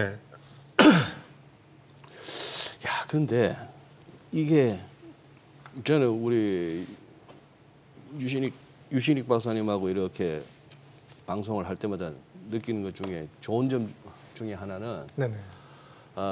소위 말해서 이제 이코노미스트 네네. 위치에서 이런저런 지표들을 바라보고 정책 변수들을 갖다 점검하고 하다 보면은 네네. 조금은 성향이 어떻게 되나 하면은 비판적이거나 조금 이렇게 약간 이렇게 부정적인 면이 자꾸 보여서 네네. 걱정이 늘기 쉬운 자리인데 네네. 스테이터스인데 네네. 우리 유 박사님은 일단은 긍정을 갖다 자꾸 찾으세요. 그건 굉장히 제가 봐서는 좋은 거예요. 그게 감사합니다. 또 돈 굴리는 사람하고 아니면 돈 태워진 상태에서의 그 시각하고는 또 다른데 네. 지금 들으면서 이렇게 많은 부분에서 이제 공감이 되는 와중에도 그러면서도 저는 사실 또 어려워져요. 들으면서. 네. 네. 지금 뭐냐 하면은 지수 자체는 좋은데 네. 미국만 하더라도 그동안에 쭉 M7이라고 불리던 그 종목들이 다 그냥 같이 지수를 견인하고 네. 나머지 S&P 500 중에 그렇죠. 소위 말해서 7개 뺀 493개 지수 따로 막 하고 이랬던 적도 있습니다. 근데 지금 M7 내에서도 흔들리는 거예요. 갈리는 거예요. 네. 우리도 어제 삼성전자 오르고 하이닉스 올랐는데 네. 외국인들이 하이닉스만 디립다 사고 삼성전자는 그 와중에 어제 팔더란 말이죠. 이 좀 어려운 거예요, 이 네, 와중에. 네, 네. 오늘도 그러면 외국인들이 어제 같은 매수세를 보여줄 수 있을까? 네. 이것도 뚜껑 열어봐야 될 것 같고. 네. 그럼 하이닉스만 사셔야죠. 하이닉스만. 네. 우리나라 이게 뭐 제가 이제 뭐 비판적으로 제가 뭐 이렇게 세금 관련 전문가도 아니고 하지만 네네. 이제 잠깐 첨언을 드리자면은 이렇게 미국이라는 대장의 국가가 달려나가고 있습니다. 네. 당연히 아까 곁눈질을 한다라고 했잖아요. 곁눈질 하면은 이제 방청객들, 투자자들, 많은 사람들은 2등, 3등도 가야지라는 눈으로 바라볼 수밖에 없어요. 근데 이 2등, 3등으로 달리는 뭐 3등, 4등이라고 표현할게요. 3등, 4등으로 달리는 이 선수가 운동화에 오른쪽 아래 운동화가 헐거져 있고 운동화 아래가 빵꾸가 나 있어요. 예. 그게 보여요. 그럼 방청객들이 보시는 분들이 어떻겠어요? 저러다 넘어질 텐데. 그 선수 응원하겠습니까? 그 선수가 결국에 이길 거라는 드림 오브, 그러니까 꿈의 어떤 그 투표를 하겠습니까? 안 하죠. 우리나라 지금 발목을 잡고 있는 것들이 몇 가지가 있죠. 세금, 금투세와 관련되는 부분들. 네. 이게 저는 뭐 갑론을박 사실은 뭐 시청자분들이 워낙에 더 잘하시니까 저는 뭐 맞다 틀리다 얘기는 안 하겠지만 어쨌든 해소가 안 되고 있어요. 예. 투자자들이 원하는 방향으로 해소가 안 되고 있어요. 그러니까. 불확실하죠. 예. 그다음에 두 번째는 밸류업과 관련해서 사실은 저는 이 밸류업은 장기적으로 봐야 된다고 생각을 하거든요. 네. 2년 3년짜리예요. 네. 근데 나올 때마다 정책적으로 계속 비난만 들어와요. 음흠. 아니 뭘 잘 돼 보고자 했는데 뭔가 정책을 냈는데 그것을 갖다가 비난을 하면은 물론 건전한 비판은 또 다른 발전을 가져오니까 좋죠. 근데 계속적으로 이거는 아니다라고 계속 표현을 하면 대안을 가져야 되는 거거든요. 대안 없이 비판을 하는 거는 국가 자본시장의 시스템 자체를 좀 부정하는 거예요.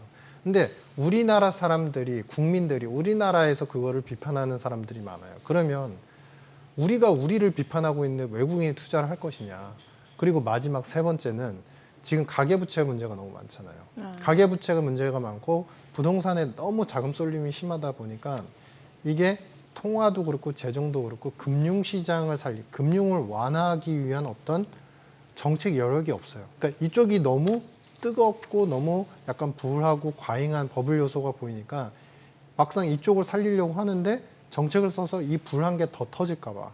그러니까 정책의 여력도 발목을 잡히고 있고 쉽게 말해서 할 수 있는 게 그다지 많지 않고 자본시장을 위한 정책들의 불확실성이 아직도 존재를 하고 그러다 보니까 취사 선택하는 특별한 기업, 특별한 섹터 여기만 이제 계속 좋게 보고 좋게 투자하는 경향들이 계속 나타나는 거죠. 그러니까 하는 입장에서는 금리 인하할 여력이 그렇게 많지는 않다는 거예요. 금리를 이제 이창용 총재께서 그런 말씀을 하셨잖아요. 저는 되게 의미심장한 게 뭐냐면 이제 환율이 금리 갭이 기준금리의 갭이 많이 줄어서 네. 이제 환율에 대해서 걱정할 부분이 좀 소진이 됐으니까 없어졌으니까 환율이 위로 뛸 걱정은 그쵸. 줄었다. 네, 그러니까 그것 때문에 걱정이 줄었으니 이제는 한국 상황에 더 집중해야 되죠. 근데 한국은행의 통화정책 신용보고서나 여러 가지 연구보고서 나온 걸 보시면 지금은 핵심은 그거잖아요. 구조조정이 필요하다. 네. 근데 안 되고 있다라는 거죠. 그 구조조정은 가계부채와 관련되는 거죠. 예.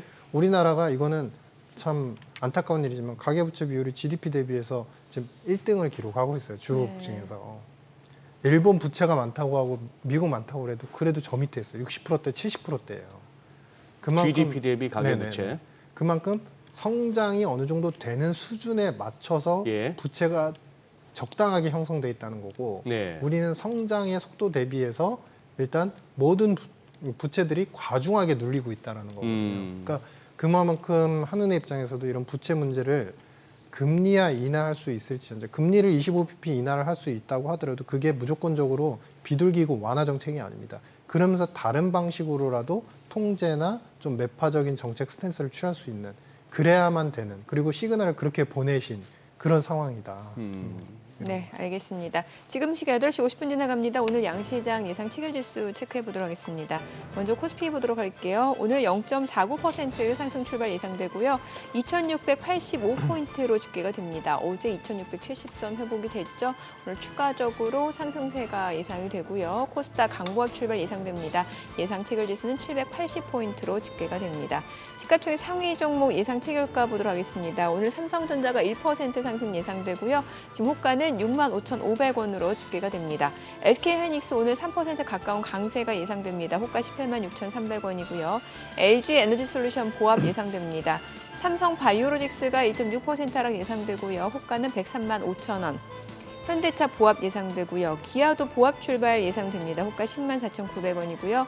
삼성전자 우선주 상승 출발 예상됩니다. 예상 체결가 53,700원. 셀트리온 소폭 상승 예상되죠. 호가 202,500원.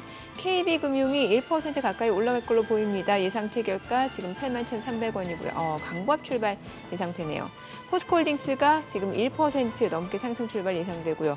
호가는 38만 9천 원으로 집계가 되고 있습니다. 코스닥 시가총액 상위 종목 예상 체결가 보겠습니다. 에코프로빈 보합 예상됩니다. 어제 6% 강세 보여줬었죠. 오늘 호가에서는 아직까지는 뚜렷한 움직임 나타나지 않을 걸로 보여지고요. 알테오젠도 마찬가지로 보합이 예상됩니다. 이 가운데 에코프로가 0.3% 상승 예상되고요. 호가는 92,300원. HLB가 1.4% 하락이 예상됩니다. 예상 체결가 87,100원이고요. 엔캠이 1% 이상 상승할 걸로 보입니다. 호가는 207,500원으로 집계가 됩니다. 리가켄바이오가 보합 예상됩니다. 호가는 103,000원, 그리고 클래시스 0.5% 하락 예상되네요. 지금 호가 54,000원이고 삼천당제약이 1.7% 상승 예상됩니다. 예상 체결가는 14만 3천원으로 집계가 되고 있고요. 어제도 이미 7% 강세로 마무리가 됐었죠. 휴젤 0.8% 하락 예상되고요. 호가 24만 7,500원, 리노고 보합 예상됩니다. 자, 이제 개장까지 7분여가량 남았는데요. 일단 지금 거래소 쪽, 유가증권 시장 쪽에서는 또 두 반도체 대장주, 삼성전자, SK하이닉스가 시장 상승을 좀 견인할 걸로 보여지고, 코스닥 쪽에서는 또 제약바이오가 오늘 또 상승이 예상이 되네요. 네. 네. 일단은 동시효과가 오늘 같은 날 동시효과가 마이너스 출발을 갖다 보여주는 거는 말이 안 되겠죠. 네. 그러니까 그럼 너무 소외되는 거죠. 그건 진짜 그 한번 밥상 한번 엎어야죠. 그건 짜증 나는데요. 그런데 한번 조금 밤사이 이렇게 선물 시장 흐름보다는 좀 약하긴 합니다만. 오히려 또 더 갈 수도 있겠죠. 이야, 그나저나 중국 얘기 네. 유 박사님 조금만 더 하시죠. 이게 보니까 와, 이게 중국 상하이 지수를 제가 보고 있는데 이틀 전에 네네. 이제 그 판금성입니까 공성입니까 네. 인민은행 총재 네네. 옆에 두 증권 이렇게 보험 쪽 이렇게 그 당국 수장들 딱해서 사진이 참 멋있게 나오더라고요. 우리 열심히 뭔가 하고 있다는 그걸 해서 금리는 다 내려주고 지준율까지 내리고 해서 돈 풀겠다는 강력한 신호를 보내서 팡 뛰고 그리고 나서 그저께는 이틀 전에는 또 그 흐름으로 높게 출발했다가 훅 그냥 네네. 밀렸는데 네. 그랬더니 안 되겠다 싶었는지 공산당 중앙정치국이 어제 또 한 소리 했단 네. 말입니다. 재정. 시주석 주제로 해가지고 네. 제가 한번 레토릭을 한번 읽어볼게요. 네네. 우리나라 지금 중국이죠. 네. 경제의 펀더멘털에는 결코 변화가 없지만 현재 경제 운영에는 일부 새로운 상황과 문제가 나타났다. 네. 그렇게 해서 결국은 지도부가 이제 정부 재정 정책과 정부 투자 강화가 필요하다는 입장을 밝혔다. 이렇게 네네. 요약될 수 있어요. 네. 이 기사들 보면 이렇게 9월 달에는 이런 경제 문제 갖고 잘 안 한답니다. 중앙정치국이. 네네. 그래서 이 경제 문제를 갖고 이렇게 얘기한 것도 이례적이고 네. 결국은 통화 정책만으로 네, 안 되니 그렇죠. 재정도 풀겠다 네. 하는 그 얘기인데 제가 봐서는 요거 구체적으로 어떻게 하겠다는 없어요. 네. 그리고 저 또 개인적인 트라우마인데 왜냐 저도 97년에 다니던 회사가 망했으니까 그때 제가 아직도 생생한 것이 경제부총리가 IMF 외환위기 오기 전에 대한민국 경제 펀더멘털은 튼튼하다 그랬어요. 네. 저는 어쨌거나 경제 펀더멘털 좋다 하면은 저는 일단은 그 살짝 이렇게 그게 올라옵니다. 텐션이 올라가요. 여기 펀더멘털 문제 있구나. 그런 생각이 들고 어제 뭐가 나왔습니까? 구체적으로 뭐 어떻게 하겠다는 거예요, 재정을? 그 우선 제가 말씀드리고 싶은 게 첫 네. 번째가 첫 번째, 네. 방금 말씀하셨지만 이 고수일수록 트라우마를 많이 갖고 계시더라고요. 고수일수록. 경험이 많으니까. 예? 경험이 많으시니까 아. 산전수전을 다 겪으시니까 그러면서 처음에는 공격적인 플레이였는데 나중에 서서히 굉장히 보수로 변하시는 거예요. 새가슴 돼요, 갈수록. 네. 예. 저도 그런 걸 느끼긴 하는데 네. 그래서 매일매일 새로워져야 된다라는 게 바로 그런 의미인 것 같다. 그래서 스스로의 트라우마를 극복해야 된다. 왜 이 말씀을 드리냐면 감히 이게 이제 대선배이신 소장님께 왜 이 말씀을 드리냐면요. 중국은 되게 독종이라고 저는 생각을 해요. 독종이다. 네. 왜냐하면 시진핑의 정책의 트렌드를 보면 경기가 악화되고 여러 가지 플랫폼화되어 있는 기업들의 주가가 떨어져 있고 외국인들의 투자가 완전히 거의 익시트했던 결정적인 포인트는 첫 번째가 사실은 공동부유라고 표명을 했지만 중앙정부의 집권력을 더 강화하고 기업들을 컨트롤, 압박을 예, 더하기 위한 예. 수단으로서 사용했던 공동부유. 그 다음에 두 번째는 우리가 부채로서 더 이상 성장을 하지 않겠다라는 부분에 대해서 더 이상은 이제 부채에 대한 레드라인을 설정해놓고 이 선을 넘지 말아라라는 게 두 번째 포인트거든요. 네. 그러니까 이 두 개를 갖다가 만약에 사실 없애버리면 다시 양적 성장의 구도는 가동이 되는 겁니다.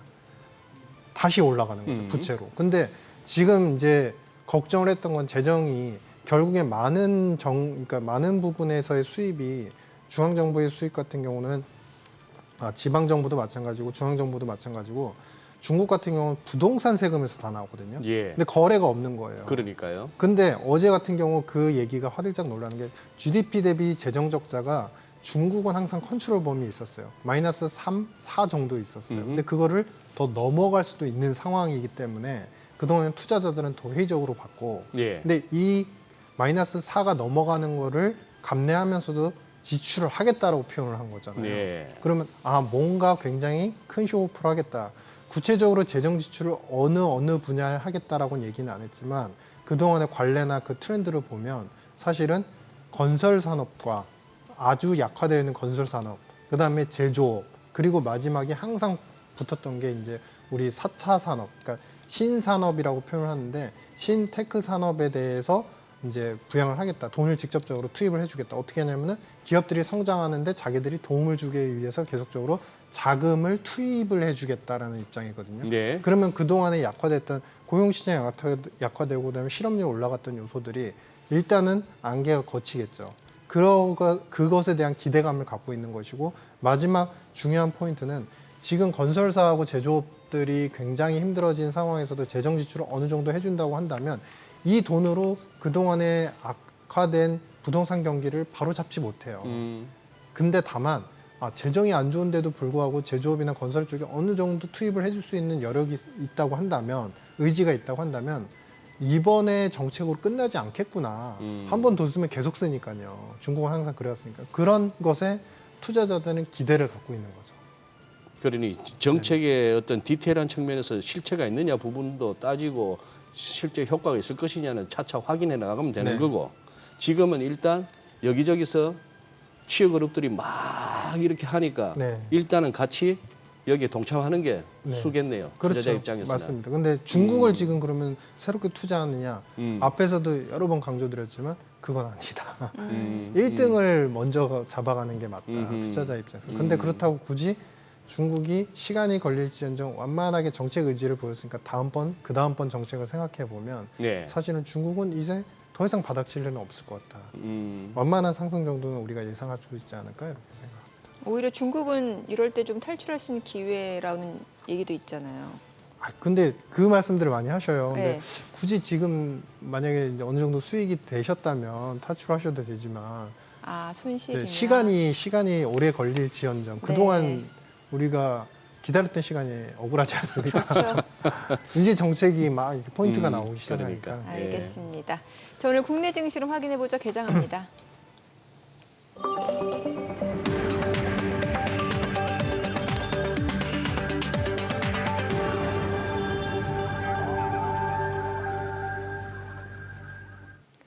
네, 9월 27일 금요일 국내 증시 개장했습니다. 간밤 뉴욕 증시 3대 지수 일제히 상승 마감했고요. 특히 S&P 500은 장중 사상 최고치를 기록하기도 했습니다. 마이크론 고실적에 힘입어서 다시 한번 투자 심리가 좋아지고 있는 상황인 것 같습니다. 어제 국내 증시 쪽에서도 이제 반도체 관련주들이 일제히 좀 상승을 하면서 코스피 2,670선까지 회복이 됐고요. 모처럼 외국인과 기관의 동반순 매수세가 유입되는 양상이었습니다. 과연 오늘은 어떤 출발을 나타내는지 지수부터 좀 확인해 보겠습니다. 먼저 코스피부터 보도록 할게요. 현재 코스피가 강보합권으로 2,674포인트, 코스닥 약보합 777포인트입니다. 양시장 보합 출발 보여주고 있고요. 시가총액 상위 종목 시초가 보겠습니다. 삼성전자는 0.3% 떨어집니다. 64,500원이고요. SK하이닉스 2% 상승합니다. 185,100원. LG 에너지솔루션이 강보합으로 414,000원이고요. 삼성바이오로직스가 0.8% 떨어집니다. 143,000원에 거래되고 있습니다. 146,000원. 현대차가 1% 약세입니다. 256,000원이고요. 기아가 소폭 내림세로 104,600원에 거래되고 있습니다. 삼성전자 우선주 보합이고요. 셀트리온이 0.5% 하락합니다. 201,000원이네요. KB금융이 2% 반등 보여줍니다. 83,100원이고 포스코홀딩스가 약보합으로 383,000원, 보합권으로 383,000원이죠. 코스닥 시가총액 상위 종목 시초가도 보도록 하겠습니다. 에코프로비엠 오늘 좀 차익 실현 물량들이 나오는 것 같네요. 어제 6% 강세를 보여줬고 오늘은 하루 만에 1.9% 하락으로 전환이 됐습니다. 185,900원. 알테오젠이 지금 1% 내림세 337,000원이고요. 에코프로가 0.98% 떨어집니다. 91,400원. HLB도 0.9% 내림세입니다. 87,500원. 엔캠 0.7% 하락합니다. 203,500원이고요. 리가캠바이오도 0.8% 떨어집니다. 102,000원. 클래시스가 0.3% 상승합니다. 54,500원이고요. 삼천당제약 0.5% 올라갑니다. 146,600원, 좀 보합이네요. 휴젤이 0.6% 떨어집니다. 248,000원이고 리노공업도 지금 1% 약세로 198,700원에 거래되고 있습니다. 오늘 전반적으로 시장 분위기 일단 뭐 개장한 지 2분 좀 지난 상황에서는 일단 좀 차익 실현 욕구가 조금 커져 있는 것 같다라는 생각이 들고요. 오늘 시장에서 특징을 보여주고 있는 섹터 종목들 좀 체크를 해보도록 하겠습니다. 지금 보게 되면은 오늘 뭐 시장에서는 글쎄요. 전반적으로는 일단은 뭐 좀 차익 실현 욕구가 커지다 보니까 어떤 섹터나 종목들이 움직인다라기보다는 일부 종목들의 상승이 좀 이어지고 있는 정도로 좀 보셔야 될 것 같습니다. 이 가운데 화장품 관련주들 흐름이 좋아요. 지금 아모레퍼시픽이 오늘 2% 반등을 보여줍니다. 157,700원에 거래되고 있는 상황이고요. LG생활건강도 1.3% 상승합니다. 369,000원. 클리오가 0.9% 올라갑니다. 삐아도 1% 상승하면서 13,850원에 거래되고 있고요. CNC 인터내셔널도 0.5% 상승하면서 98,100원 선에서 거래되고 있습니다. 그밖에 코스맥스가 지금 5% 이상 올라가고 있고요. 지금 한국 화장품 1% 이상 올라가고 VT 실리콘투도 상승 흐름 보여주고 있는 상황입니다. 자, 오늘 또 금융주 앞서 보셨죠. 최근에 밸류업 지수에서 좀 제외가 되면서 주가가 좀 조정을 받았다가 어제 좀 반등을 보여줬었고 오늘도 추가적으로 2% 이상 올라갑니다. KB금융이 지금 83,000원에 거래되고 있고요. 키움증권도 0.7% 올라가고 있는 상황이고요. 오늘 증권주들 상승 보여주고 있고 다만 상승폭 자체는 그렇게 크지 않은 상황입니다. 좀 다소 제한적인 수준에 머물러 있는 모습이고 오늘 항공주들 흐름도 나쁘지 않습니다. 좋습니다. 대한항공이 1.5% 상승하면서 2거래일 연속 상승 보여줍니다. 23,050원이고요. 아시아나항공도 1.2% 올라갑니다. 사흘 연속 상승세가 이어지고 있고요. 진에어가 3.7% 상승합니다. 오늘 전반적으로 LCC 업체들의 주가 상승 탄력이 좋습니다. 1,580원, 제주항공도 2% 상승 보여주면서 9,290원에 거래되고 있습니다. 지금 시각 9시 4분 지나가고 있는 상황인데요. 수급 상황 좀 체크를 해보도록 하겠습니다. 오늘 유가증권 시장에서는 외국인 순매수 보여줍니다. 758억 원 순매수고요. 개인과 기관은 각각 197억 원, 702억 원 매도 우위를 나타내고 있습니다. 뭐 업종별로 봤을 때 외국인은 지금 전기전자에서는 대규모로 좀 물량을 내놓고 있는 상황인데 화학 섹터 그리고 운수창고 앞서 보셨던 뭐 항공주라든지 이런 쪽에서 외국인 순매수를 보여주고 있고요. 지금 업종별 흐름 봤을 때는 섬유 의복 섹터가 2% 강세를 보여주고 있고 화학 섹터 같은 경우는 이제 외국인과 기관의 매수세가 유입되면서 화학 섹터의 상승이 이루어지고 있다고 보시면 될 것 같습니다.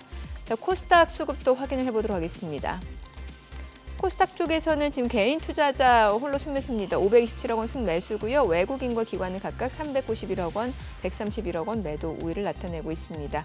외국인 지금 선물 시장에서 좀 매수를 보여줍니다. 988계약 지금 순매수를 보여주고 있습니다.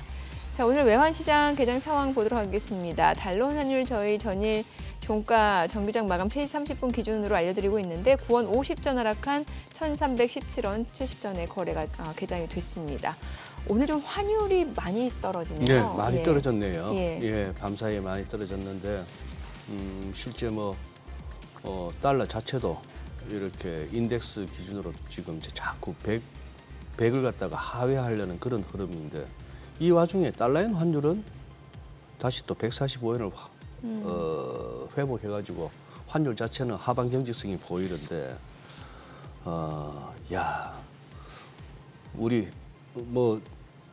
우리 요일별로 이 증시 타임에 좀 분위기가 있잖아요. 예. 월요일 날은 우리 송재경 대표 나오셔서 전반적인 거시하고 이제 큰 판을 짚어주시고 우리 화목이 우리 국내 증시 주로 이제 디테일하게 짚어보고 하는데 금요일은 이제 여러분이 나오시는데 오늘 유 박사님 나오셨으니까 여기 뭐 섹터 종목 얘기하기는 좀 그런 날이고 좀 실망스럽네요. 이게 아침에 저희 네. 오프닝하면서 미국 장이 강보합 마감했습니다. 상승 마감했습니다. 갖고 잠시 저희들 의논이 있었어요. 예. 강보합 마감이 맞았나 보네. 강보합. 이게 우리 시장 보니까 그런 생각이 들고 그래요. 진짜 많이 근데 뭐 디커플링 하루 이틀은 아니잖아요. 디커플링 하루 이틀도 아니고 그러니 뭐 새삼스러울 것도 없네요. 이게 한국 증시 이 저질 체력 뭐 그렇다고 치고 지금 요거 이제 선거 관련해서 조금은 이렇게 네네. 한번 뭐 좀 잡아봐야 되겠습니다. 네. 약간 여기는 이제 개인적인 어떤 시각적 편향성도 있을 수가 있는데 우선 네. 일본 얘기부터 해볼게요. 지금 오늘 이제 자민당 총재 선거가 있는데 네. 일본 총리 상당히 어떻게 보면 권한이 대단하죠. 네. 거기는 어떻게 보면 입법부와 행정부를 다 뭐 겸한다고 볼 수 하고 있으니까 그런 상황인데 지금 대충 어느 쪽 누가 이렇게 유망하며 그랬을 때 우리가 궁금한 거는 뭐 일본 정치는 어떻게 알아서 할 거고 네. 요쪽 BOJ 쪽이 사실 어떻게 보면 기시다 총리가 네. 그 가수 BOJ 총재를 갖다가 잘 원하는 대로 못 된 거 아니에요. 네. 지난 8월 달에 7월 달에 요 부분이 어떻게 좀 연결될 만한 후보가 있습니까? 그러니까 지난번 총리 선거 때도 우리가 지난번 기시다 총리가 될 때. 이제 네. 들어올 때도 그랬고 그 지금 핵심 화두는 네. 어떤 총리가 오시던지 간에 예. 변신을 해야 되는데 누가요? 변신을 해야 돼요. 일본이? 예, 그렇죠. 총리가 변신을 해줘야 되는데 어떻게 변신을 해줘야 되냐면요. 핵심이 뭐냐면 지금 일본이 얼마 전에 연금 개혁으로 인해서 네. 또 한 번 연금 개혁이 있었는데 예. 그게 아주 쉽게 말씀드리면 분담률은 젊은 층이 많아지고 지금 노년층은 많이 받게 되고 그만큼 근데 분담을 많이 하는 젊은 계층들은 나중에 더 받을 그 확률이 낮아지는 개혁이 아니에요. 네. 프랑스나 우리나 할 것 없이 네. 다 같은 내용이네요. 근데 이번에 그게 네. 더 심화가 됐죠. 네. 근데 이제 이 연금 개혁안으로 인해서 일본의 국민들이 많이 좀 불만이 좀 많아 있는 상태이고 네. 그러면 두 번째는 기시다 총리가 아베와는 좀 다른 성격으로 우리가 이제 자본시장에 대한 밸류업 정책과 함께 노동시장에서의 그 우리 쉽게 얘기하는 임금 인상에 대해서 포인트를 잘 잡아줬죠. 그러니까 이 얘기는 뭐냐면 다음번 총리가 오시더라도 사실은 변신을 어떻게 되냐면 국민들이 만족할 만한 수준으로 돈을 풀거나 아니면은 소득을 늘리는 구체적 방안, 임금을 더 늘리는 방안에 대해서 포커싱을 정책을 이어서 나가 주셔야 돼요. 네. 그분이 만약에 이번에 이제 유력하신 분이 계시긴 하지만 사실 만약에 그 정책들을 그대로 바턴을 받아서 더 세게 하지 않으면 이분에 대한 반발, 저항이 또 강화돼서 총리는 또 바뀔 수 있는 환경입니다. 그러니까 즉 이 얘기는 뭐냐면 제가 이제 BOJ를 말씀하셨기 때문에 연결고리로 이제 말씀드린 건데 이번에 이제 새로운 총리가 오시게 되면 사실은 BOJ가 엑시트하는 이제 우에다 총재가 일단은 계속적으로 엑시트에 대해서 조심스러운 표현들을 하고 있고 그 전에도 엑시트는 굉장히 엑시트라 하면 금리 올리는 네, 쪽. 금리를 올리고 올리는 쪽. 네, 버는 통화를 계속 늘리는 입장이었는데 이 버는 통화 늘리는 걸 갖다가 언젠가 멈춰야 된다는 네. 얘기를 총재하기 이전에 2002년, 2005년, 2008년에 논문이나 학회 발표를 통해서 계속 발언을 하셨어요. 학자 시절에는 굉장히 매파적인 분이셨죠. 네. 근데 그거를 나중에 점차 2010년대 접어들면서 어떤 발언을 바뀌냐면요. 와 이게 엑시트를 하긴 해야 되는데 정말 조심해야 되겠다. 감당이 잘 안 되니까. 너무나 네. 익숙해져 버렸기 예. 때문에 경작을 해서 아마도 다음 총리는 BOJ에게 결정적으로 이 엑시트에 대한 완연한, 그러니까 아주 점진적인 어떤 탈출, 금리 인상을 요구하는 그런 색깔을 가질 수밖에 없게 될 것이다. 국민적인 여론 자체가 그렇다. 예, 예. 그래서 우리가 지금 생각하는 BOJ가 이제 금리 인상을 했으니까 금리 인상 충격으로 인해서 일본은 또 다른 어려움을 겪게 될 것이다라는 견해는 총리 와봐야 하지 않습니다. 그리고 일본 국민의 여론을 들어보면 사실은 그게 쉽게 되지 않을 겁니다. 근데 아직도 또 일본 붕괴론에 대해서 굉장히 그리고 엔케리 청산에 대해서 너무 우려를 많이 하고 계시는데 엔케리가 그렇게 적극적으로 청산될 만큼 다음번 총리가 그렇게 나쁘지 않을 거다라는 생각입니다. 미 연준은 앞으로 어떨까요? 지금 이제 뭐 11월 금리 인하 네. 폭에 대해서 뭐 25bp냐 50bp냐 지금 얘기 많잖아요. 네. 간밤에는 좀 50bp 가능성이 약간 또 줄어들긴 했거든요. 네네네. 어떻게 보세요? GDP가 좋게 나왔으니까 이제 줄어든 거고. 그랬고 예. 이제 만약에 오늘 PC가 너무 예상치보다 조금이라도 하향하면 또 50bp가 또 올라가고 이거는 이제 매일매일 바뀌죠. 근데 이제 계속해서. 저는 이제 트렌드를 보고 투자하는 관점이든 어쨌든 경제를 보는 관점이든 트렌드를 봐야 되는데 결국에 지금 색깔을 보여줬잖아요. 힌트를 네네. 보여줬잖아요. 50bp 인하가 사실은 고용 하향 조정 때문에 했다, 우려가 있다라고 표현했지만 자본시장에 대해서 굉장히 민감하게 반응을 하고 있잖아요. 이거는 적어도 채권 대비해서 주식에 대한 기대 수익률을 높게 만들겠다라는 반증적인 표현이기도 하거든요. 네. 그러니까 지금 예. 채권 사느니 채권은 금리를 서서히 내리면서 증시와 변동성을 완화시키는 쪽, 그다음에 경기에 대한 심리를 완화시키는 쪽으로 정책을 표현하겠다. 결국에는 이거는 내년까지 총 125가 될지 아니면 내후년 초반까지 125bp 인하를 하게 될지 타임라인은 정확하지 않을 것 같아요. 네. 왜냐하면 그 달에 지표의 디펜던시가 있기 때문에. 근데 중요한 거는 적어도 내후년 후반, 내후년 초반까지는 최소 100bp까지는 인하할 수 있는 룸은 충분히 열려 있다.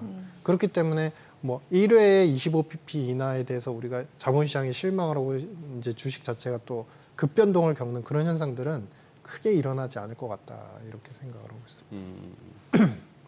어쨌거나 뭐 저 지금 화면에 나오는 제롬 파월 의장의 저 발언에서도 벌써 한 문장 안에 부딪히고 있는데 양적 긴축 중단 계획은 없고 금리 인하와 병행 가능하다.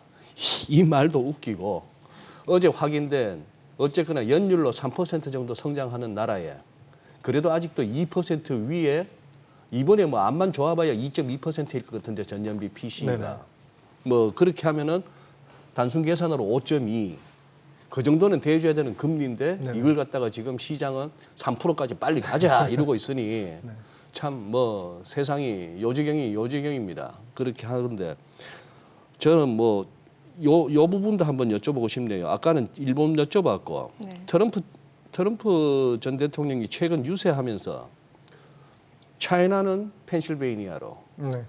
코리아는 노스캐롤라이나로, 네.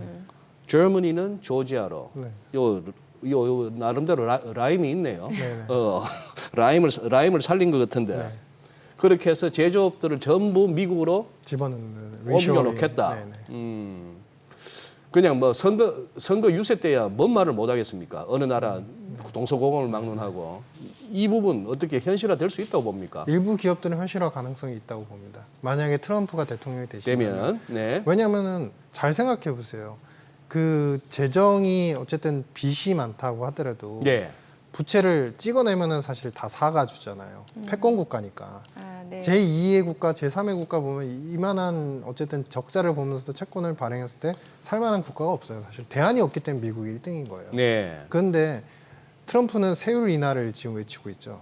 세금을 세율 인하. 낮추겠다. 네, 세율을 인하를 해줘요. 기본적으로. 네. 그러면 우리가 글로벌 기업들, 우리가 독일 기업, 뭐 우리나라 기업, 그다음에 중국 기업 생각하지 마시고 기업의 입장에서만 경영자 입장하면 생각해 보세요. 미국 가서 장사하는 게 낫네요. 정책의 불확실성이 항상 잔존해요. 예, 예. 중국은 공산당에 대한 리스크 압박이 예. 계속 있고 독일 같은 경우는 물론 선진화돼 있고 시스템은 좋은데 R&D나 여러 가지 연구 개발에 대해서 전폭적인 지원을 안 한 지가 상당히 오래됐습니다. 그러니까 사실 중국의 제조업은 살아남아 있는 게 지금 그 자동차 산업하고 별로 없는 상태예요. 답보 상태예요. 한국 같은 경우 정책 리스크가 있잖아요.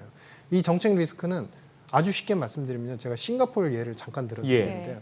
싱가포르는요 2008년도에 소득 수준이 인당 3만 불이었거든요. 예. 인당 3만 불 예. 수준이었어요. 근데 지금 얼마가 됐냐면 8만 불이 넘어갔습니다. 싱가포르. 네, 더블이 넘어갔어요. 네. 한국은 2015, 16년도에 인당 소득 3만 불 정도 내외를 찍고 거기서 답보 상태예요. 답보다 우리는 제일 가장 큰 차이가 뭐냐면요. 정책의 일관성이에요. 싱가포르는 정책이 어떤 대통령이 되든 어떤 정치권 그 야당 여당이 형성이 되든 네. 지속적이에요. 예. 항상 일률적이에요. 그러니까 예. 외국인 투자들을 아니면 FDI 우리 외국인 직접 투자를 통해서 자금은 계속 예측하는 가능하니까 들어오죠. 즉 제가 말씀드리고자 하는 거는 이 세 국가가 모두 다 정책적으로 그다음에 예측 가능한 정책에 서스테이너블한 정책에 기업의 어떤 부흥을 위한 세율이나 이런 부분이 갖춰져 있지 않잖아요. 예. 그러면 일부 선정된 기업들 경영자들 입장에서 다 이제 다 제각각이 이제 생각은 근데 일부 기업들 입장에서는 충분히 그것에 대한 인센티브만 명확하면 그리고 판매를 할 수 있는 통로 창구가 명확하다면 그 주로 가서 직접적인 생산 활동을 하고 매출을 일으킬만 하다. 저는 일부 현실성이 있다라고 생각을 하고 있습니다. 지금 화면 나오니까 뭐 예고대로 지준율 0.5%포인트 인하했네요. 네네. 뭐 시장에서 예상했던 거. 중국이 이제 예, 예. 부지런히 움직이네요. 아니 그래서 여전히 네. 이제 미국은 괜찮고 네. 그리고 기존의 미국 증시 상승을 주도했던 그런 기술주들 앞으로도 뭐 AI에 대해서도 얘기 최근에 많았잖아요. 네네네. 이런 쪽 아직도 투자해도 괜찮은 거예요? 그렇죠. 이제 그런데 우리가 아까 말씀 네. 나눴던 것처럼 국가가 중요하고 국가. 센트럴라이제이션 예. 기업이 중요하고 예. 아까 이제 하이닉스 잠깐 말씀하셨던 것처럼 파는 거는 사시면 안 되는 거예요. 예?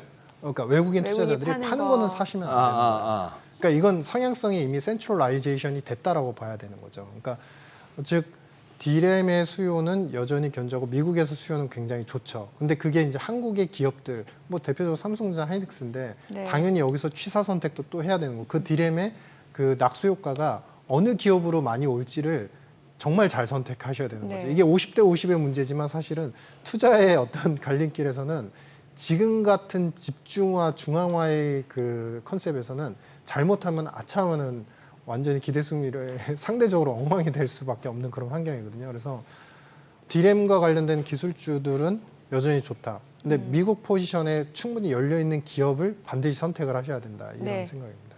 알겠습니다. 오늘 내용 잘 들었습니다. 그래요. 고맙습니다. 고맙습니다. 네, 감사합니다. 네, 저희 방송 중에 전해드린 내용과 관련해서 더 다양한 정보 원하시는 분들은 카카오톡 채널에서 크존 검색하셔서 친구 추가해 보시기 바랍니다. 최근 외국인 관심 있게 보는 리포트까지 확인해 보겠습니다.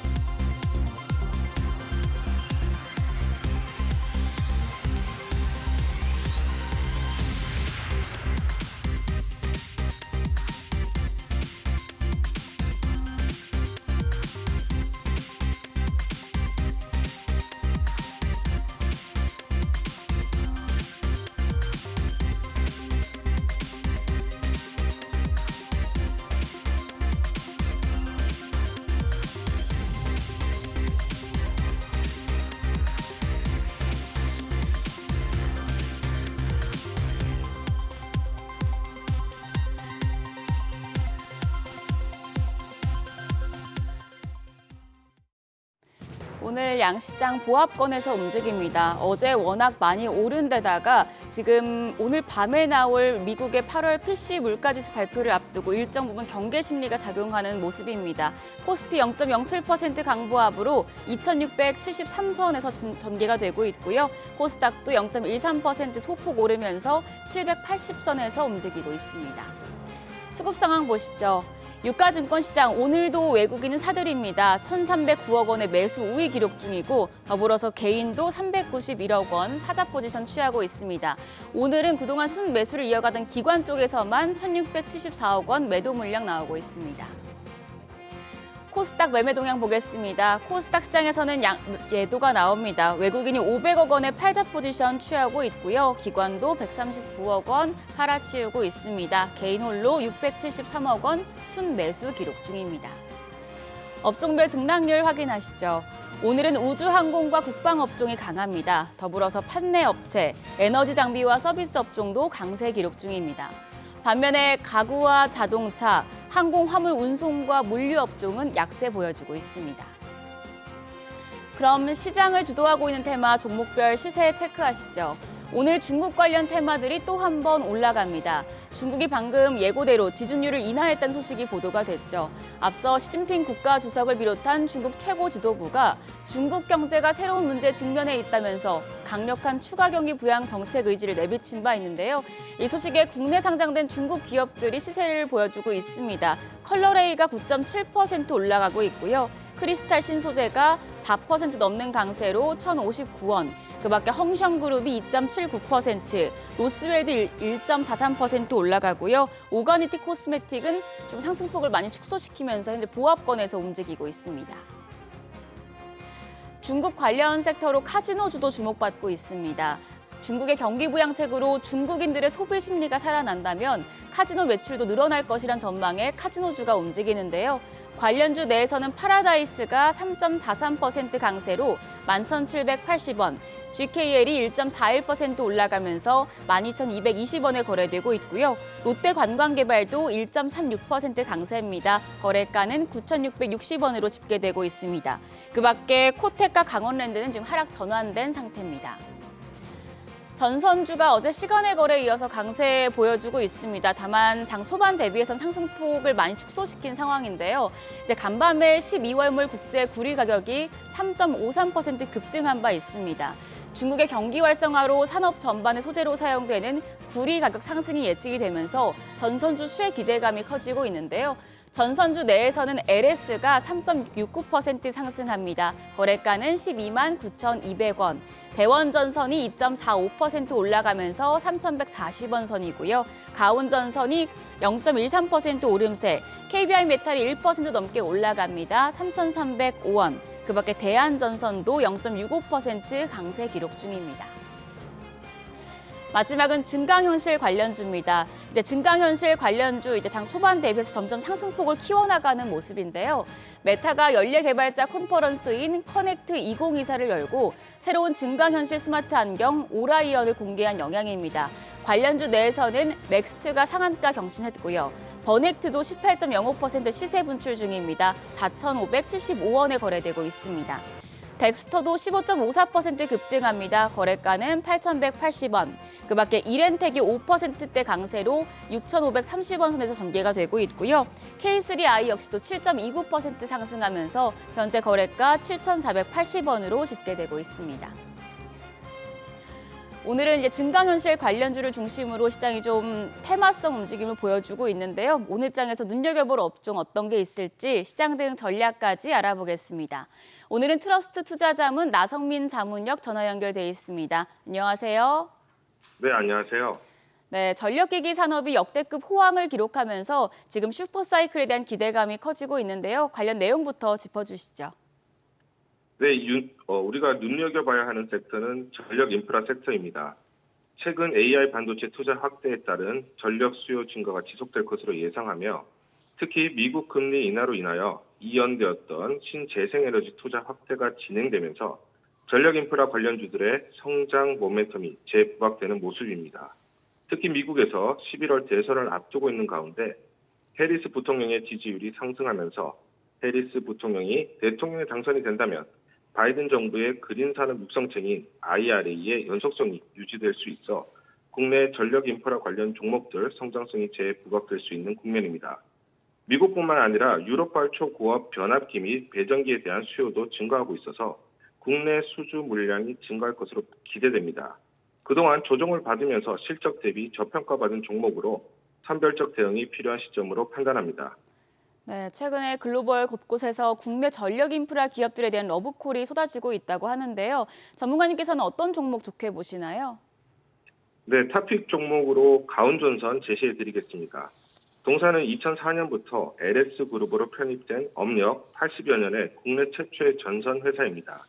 글로벌 전력 수요 및 투자 확대 전망과 풍력 수요 및 투자 확대 전망에 따라서 직접적인 수혜가 전망됩니다.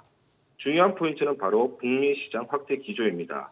기존 태양광 지중 케이블 산업으로 한정된 내용을 전력청, 유통, 플랜트까지 확장할 계획을 가지고 있습니다. 꾸준히 안정적인 해외 매출을 확보할 것으로 기대하며 미국 시장 현지 생산 전략을 채택하고 있어 성장성이 부각될 것으로 예상합니다. 특히 타사 대비 저평가를 받고 있는데 저평가 요소들이 해소되면서 멀티플이 상향될 수 있는 국면으로 판단합니다. 다음 종목으로 효성중공업입니다.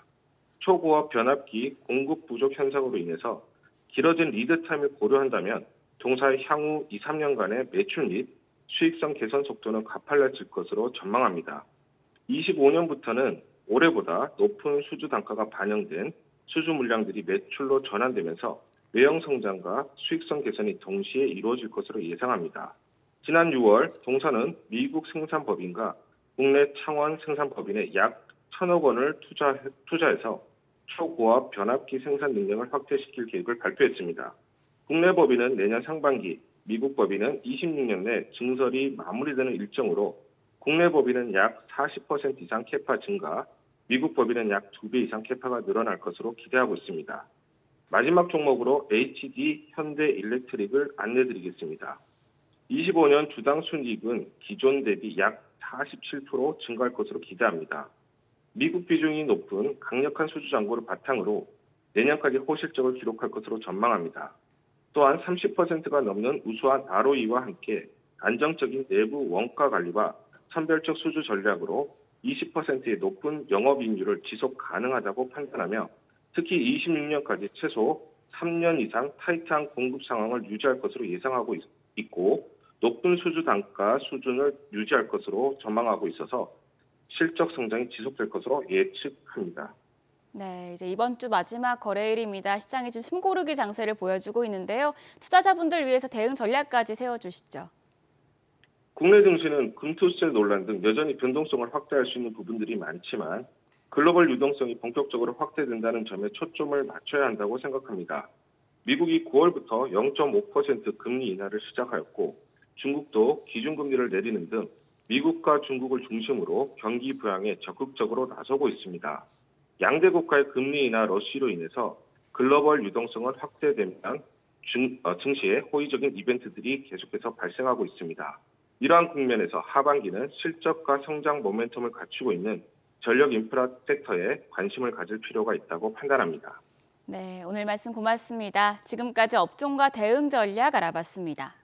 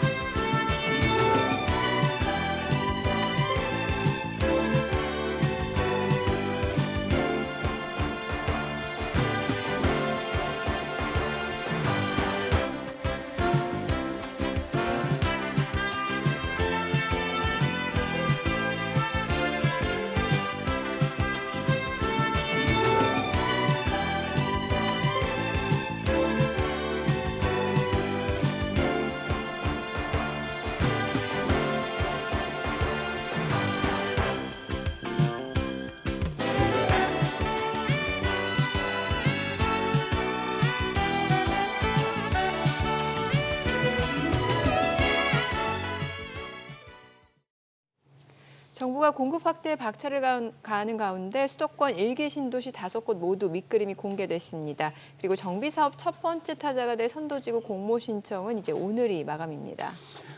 계획대로 공급 가능할지 또 부동산 시장에 어떤 효과를 줄지 또 최근 집값 움직임과 함께 자세히 짚어보겠습니다. 도시와 경제 송성현 대표 자리했습니다. 어서 오세요, 송 대표님. 안녕하세요. 네. 먼저 이 1기 신도시 재개발 상황 한번 짚어주시죠. 지금 이제 재건축 선도지구 요 공모 신청 접수가 이제 오늘이 마감이다 이렇게 되는데 그러기 위해서 그동안 이제 주민 동의를 올리기 위해서 애를 썼단 말이죠. 뭐 이렇게 보니 아파트 입구에 막 사인 받고 이러던데. 네. 예. 뭐 입구에서도 사인도 받고 예. 그다음에 적극적으로 세대를 방문을 하면서 방문하기도 하고. 뭐 이제 동의율을 끌어올리려고 노력들 하거든요.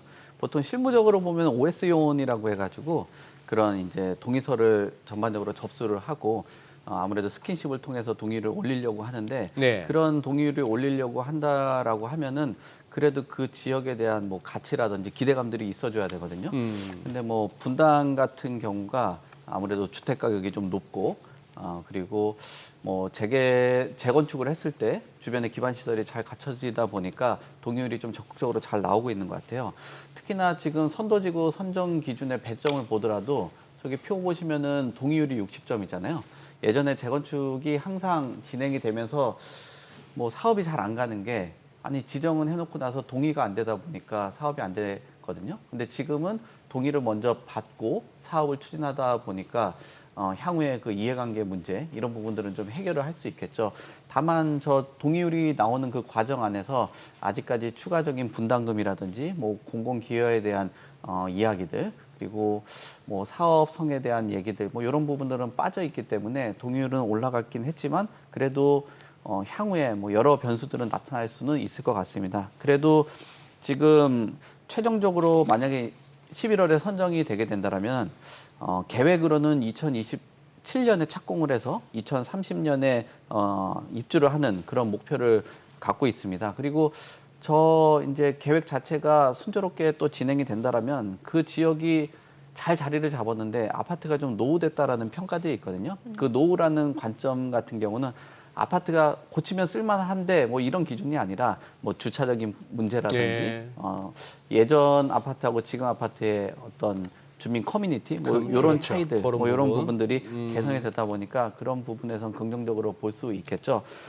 그래서 앞으로 지금 이 그 분당을 비롯해서 여러 그 선도지구 좀 목표를 두고 있는 곳들 같은 경우는 적극적으로 추진을 하면서 그 추진 단지는 뭐 소위 그 지금 나와 있는 얘기로는 뭐 동의율을 0.1%라도 높게 해서 최대한 그 경쟁력을 좀 키우자라고 이야기를 하고 있고요. 지금 전반적으로 보면 일산의 재건축도 47개 통합단지 중에 20곳 이상이 신청한 것으로 지금 신청할 것으로 전망이 되고 있고 또 중동하고 삼본도 10개 내외 단지에서 선도지구 공모 신청을 할 것으로 그렇게 좀 전망을 하고 있습니다.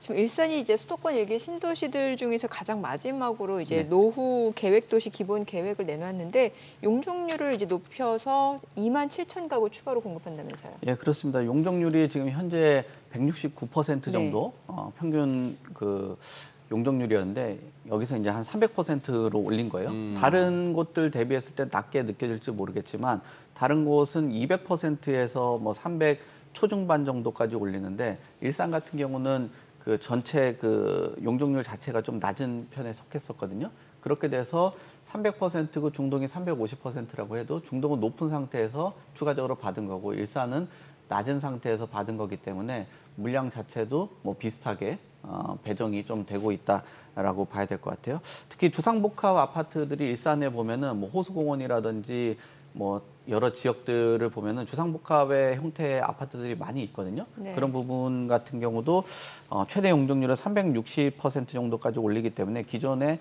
10만 가구 이상 됐던 것을 한 13만 가구 정도로 올리게 된다라고 볼 수 있을 것 같아요. 저기 재건축 계획을 보시더라도 저 역을 중심으로 해서 다양한 그 시설들이라든지 뭐 개발 계획들을 갖고 있는데 교육이나 또는 상업 공간 그리고 뭐 법조타운 같은 경우도 들어가게 되고요. 그리고 스포츠 문화 중심의 역세권. 그러니까 앞으로 이제 신도시 개발하는 과정 안에서 일산이 예전에 소위 그 베드타운 좀 역할을 했다라는 그 이미지가 좀 큰데 그런 부분에서는 상업적인 부분 또 업무적인 부분들 그다음에 다양한 스포츠들을 넣어서 좀 복합적으로 개발을 하려고 하는 것으로 보여집니다. 왜냐하면 지금 그 일산이 뭐 여러 그 아레나 사업도 취소가 되고 또 서부선하고 이제 고양선하고 연결되는 그 사업들도 계속 자초를 맞다 보니까 이 지역의 집값이 막 그 반등을 하지 못하고 있는 상황이었거든요. 그래도 저런 일기 신도시의 그 재건축 계획이 나온다라는 방식 그리고 저런 형태로 개발이 된다라면은 그래도 일산 주택 가격에 좀 긍정적인 기여를 할 수 있을 것으로 보여지고 또 그에 걸맞는 한 2만 7천 가구 정도 되는 주택 공급이 나올 수 있는 그런 방향성을 제시를 했다라고 봐야 될 것 같습니다. 송 대표님, 저 이런 생각은 좀 이쪽에 부동산 시장이 좀 감각이 떨어져서 하는 소린가요? 예를 들어서 뭐 재건축이 됐건 뭐가 됐건 집값이 아파트 값이 좀 오르기를 원한다. 내 집만 오르면 좋은데 다 같이 올라버리고 우리 동네 오르는 것보다 다른 동네가 더 올라버리면 그 의미 없잖아요. 차라리 자식들 집 마련해 주기도 더 힘들어지고 그게 의미가 있냐 말이죠. 집값 오른다는 게. 아니 그 부동산 감각이 좋으셔가지고 그런 걸 보는 거죠. 그러니까 사람들이 이런 그 주택 시장 특히나 일기 신도시 안에서도 구분을 해서 보는 게 다른 지역의 주택 가격이 오르는 거 대비했을 때 내 지역은 덜 오른다라고 하는 거는 투자적인 관점으로 봤을 때는 뭐 그렇게 의미가 있지는 않는 거죠. 왜냐하면은 주택을 마련을 해서 면적을 넓혀 간다든지 그걸 투자를 하면은 내 주택이 다른 주택보다 상승률이 가파르거나 상승률이 그러니까요. 좀 강하게 작용을 해야 되는데 그런 부분에서는 뭐 일산 지역이 부족하다 보니까 저런 재건축 계획이 나온다라고 해도 뭐 분당하고의 그런 격차 뭐 이런 것들은 좀 차이가 나지 않을까라고 보거든요. 예전에 그래서 선택을 했을 때 분당으로 간 사람하고 일산으로 간 사람하고의 자산의 그 격차를 고려해 보면은 너무 차이가 난다라는 거죠. 그런 것들은 부동산 시장의 어떤 지역을 선택을 한다든지 어떤 상품을 선택하는 거는 그냥 뭐 단순히 거주적인 관점 말고 부동산에 대한 그 자산 가치까지 고려를 해본다라면 조금 더 시야가 넓은 관점으로 보는 거기 때문에 뭐 중요한 관점이라고 볼 수 있을 것 같습니다. 아니 뭐 분당 그래 될 줄이야. 살다 온 도준이나 알았어도 진양철 회장도 몰랐어요. 분양이 그래 될 줄은. 그러면서 저기 돈이 되겠나 하면서 준 거 아니에요. 5만 평을. 그래 아는 사람만 간 거지 분당을. 그나저나 딴 거보다 집값도 집값이지만 저는 아까 용적률 이렇게 늘리면서 좀 이렇게 수용할 수 있는 인구가 늘어나는 거 저 부분이 눈길이 가는데요.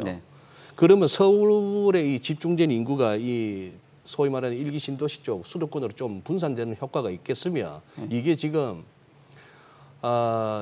뭐 들어가서 머리 눕힐 수 있는 데가 있어야 시집 가고 장가 가지 하는데 이런 부분에 좀 도움이 될 수 있을런지.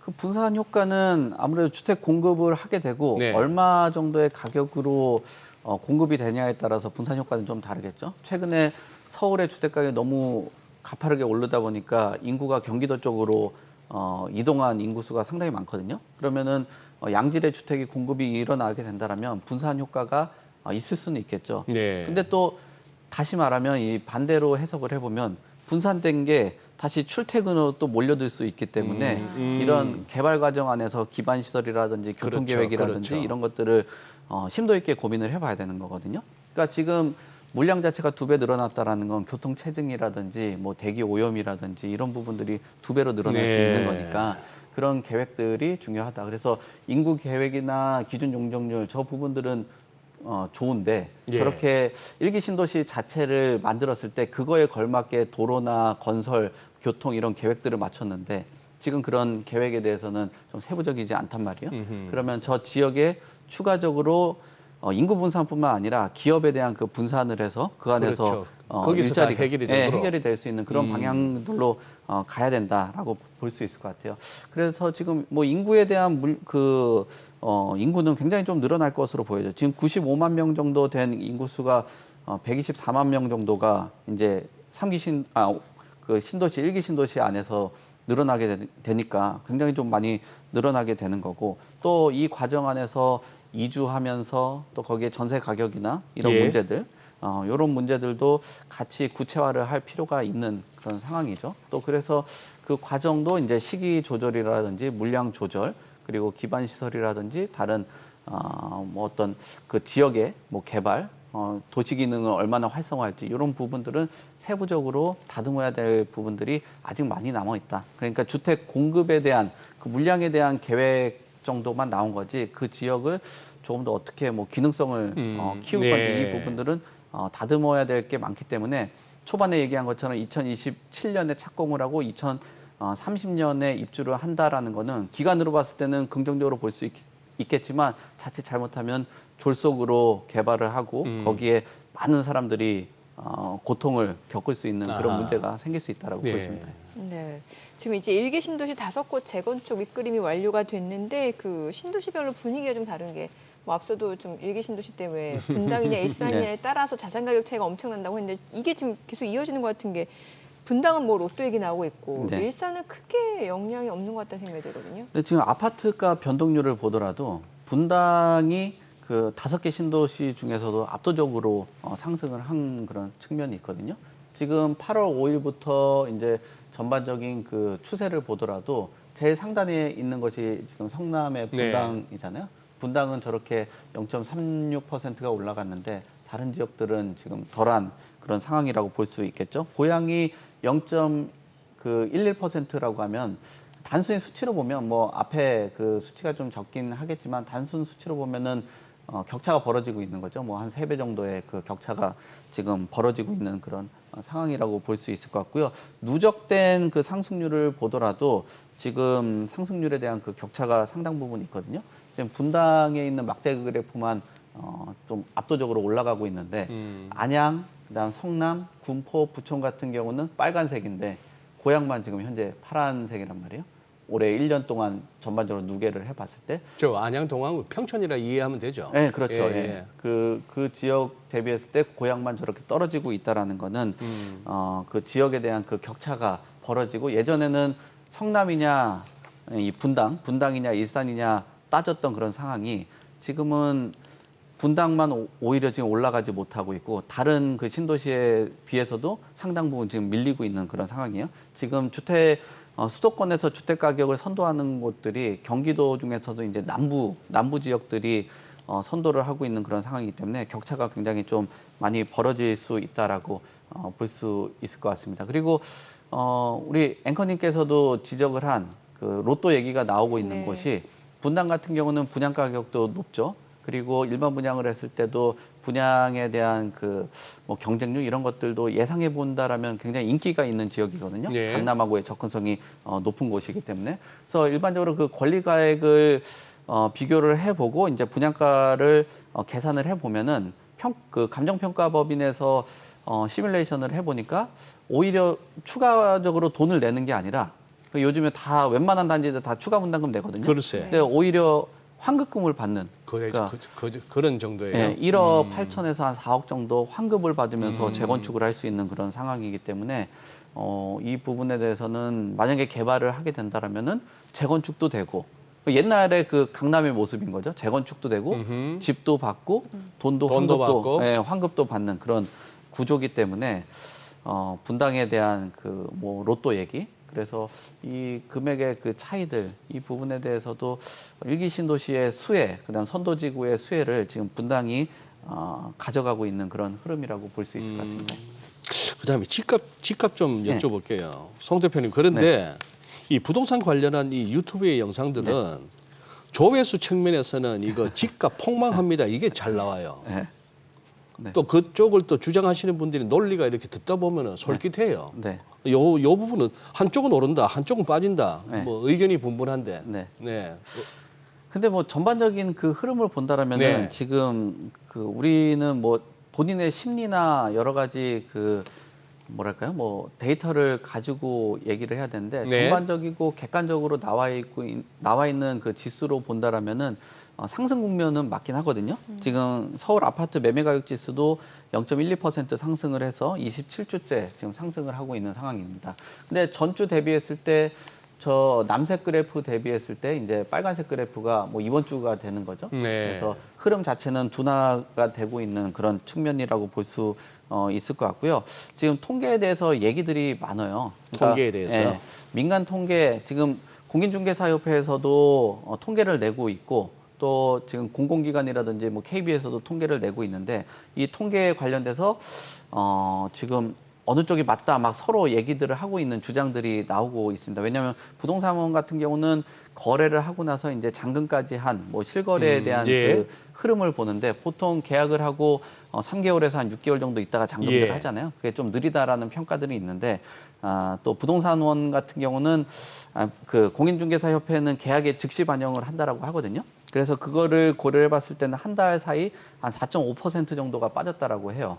근데 이 뭐 흐름 자체를 보게 된다면 즉각 반영하는 게 빠르기 때문에 좋을 수도 있겠는데 시세 조장을 한다든지 뭐 다운 계약서를 작성을 한다든지 뭐 이런 부분들 그리고 분양 계약이라든지 최근 들어서는 또 직거래하는 경우들도 있거든요. 네. 그럼 중개사를 통해서 계약을 안 하는 거잖아요. 이런 것들은 반영을 할 수가 없는 거죠. 근데 지금 흐름 자체는 상승세는 유지를 하고 있는데 스트레스 DSR 관련돼서 그 상승세를 상당 부분 억누르고 있다.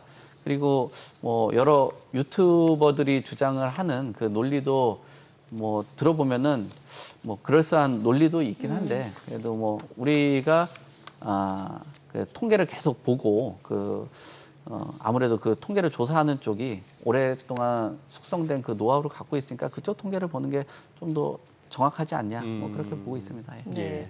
사실 지금 많은 분들이 이제 부동산 시장 상승 초입이고 더 올라갈 수도 있다라는 또 그런 기대 심리도 좀 있고 네. 아니면 좀 불안 심리도 있는 것 같은데 네. 어떻게 보세요?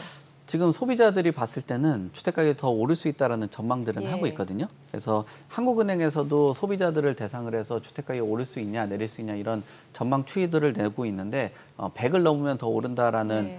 기준점이 있어요. 근데 100보다 지금 올라가서 119 정도를 기록을 하고 있으니까 저 추이로 본다면 내년에도 집값이 오른다라고 소비자들은 보고 있어요. 근데 장기 평균이 한 107 정도 되는데 장기 평균보다도 높다라고 보고 있는 것 같습니다. 그래서 지금 흐름으로 봤을 때는 주택 가격이 오르는 그 추세는 내년에도 좀 이어질 수 있다라고 보여지는데 저 101부터 115까지 올라가는 그 곡선보다는 115에서 119까지 올라가는 곡선 자체가 좀 완만해진 그렇죠. 거거든요. 예. 그래서 상승세는 올라가긴 하겠지만 상승세가 상당 부분 좀 둔화가 될 수 있다라고 볼 수 있을 것 같습니다.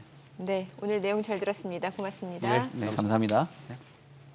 오늘 외국인이 지금 많이 사네요. 지금 현선물 모두 순매수 보여주고 있는데 여전히 전기전자에서는 좀 매도로 대응을 하는 것 같습니다. 네. 그래요. 네.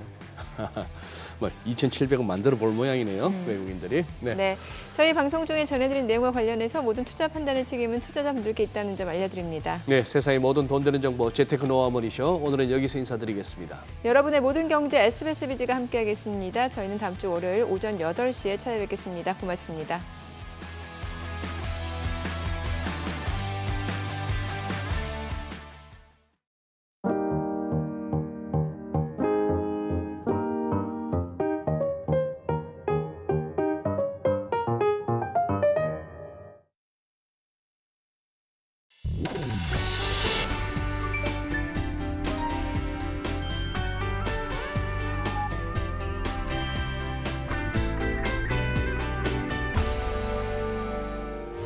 의견 있는 경제 채널 SBS 비즈.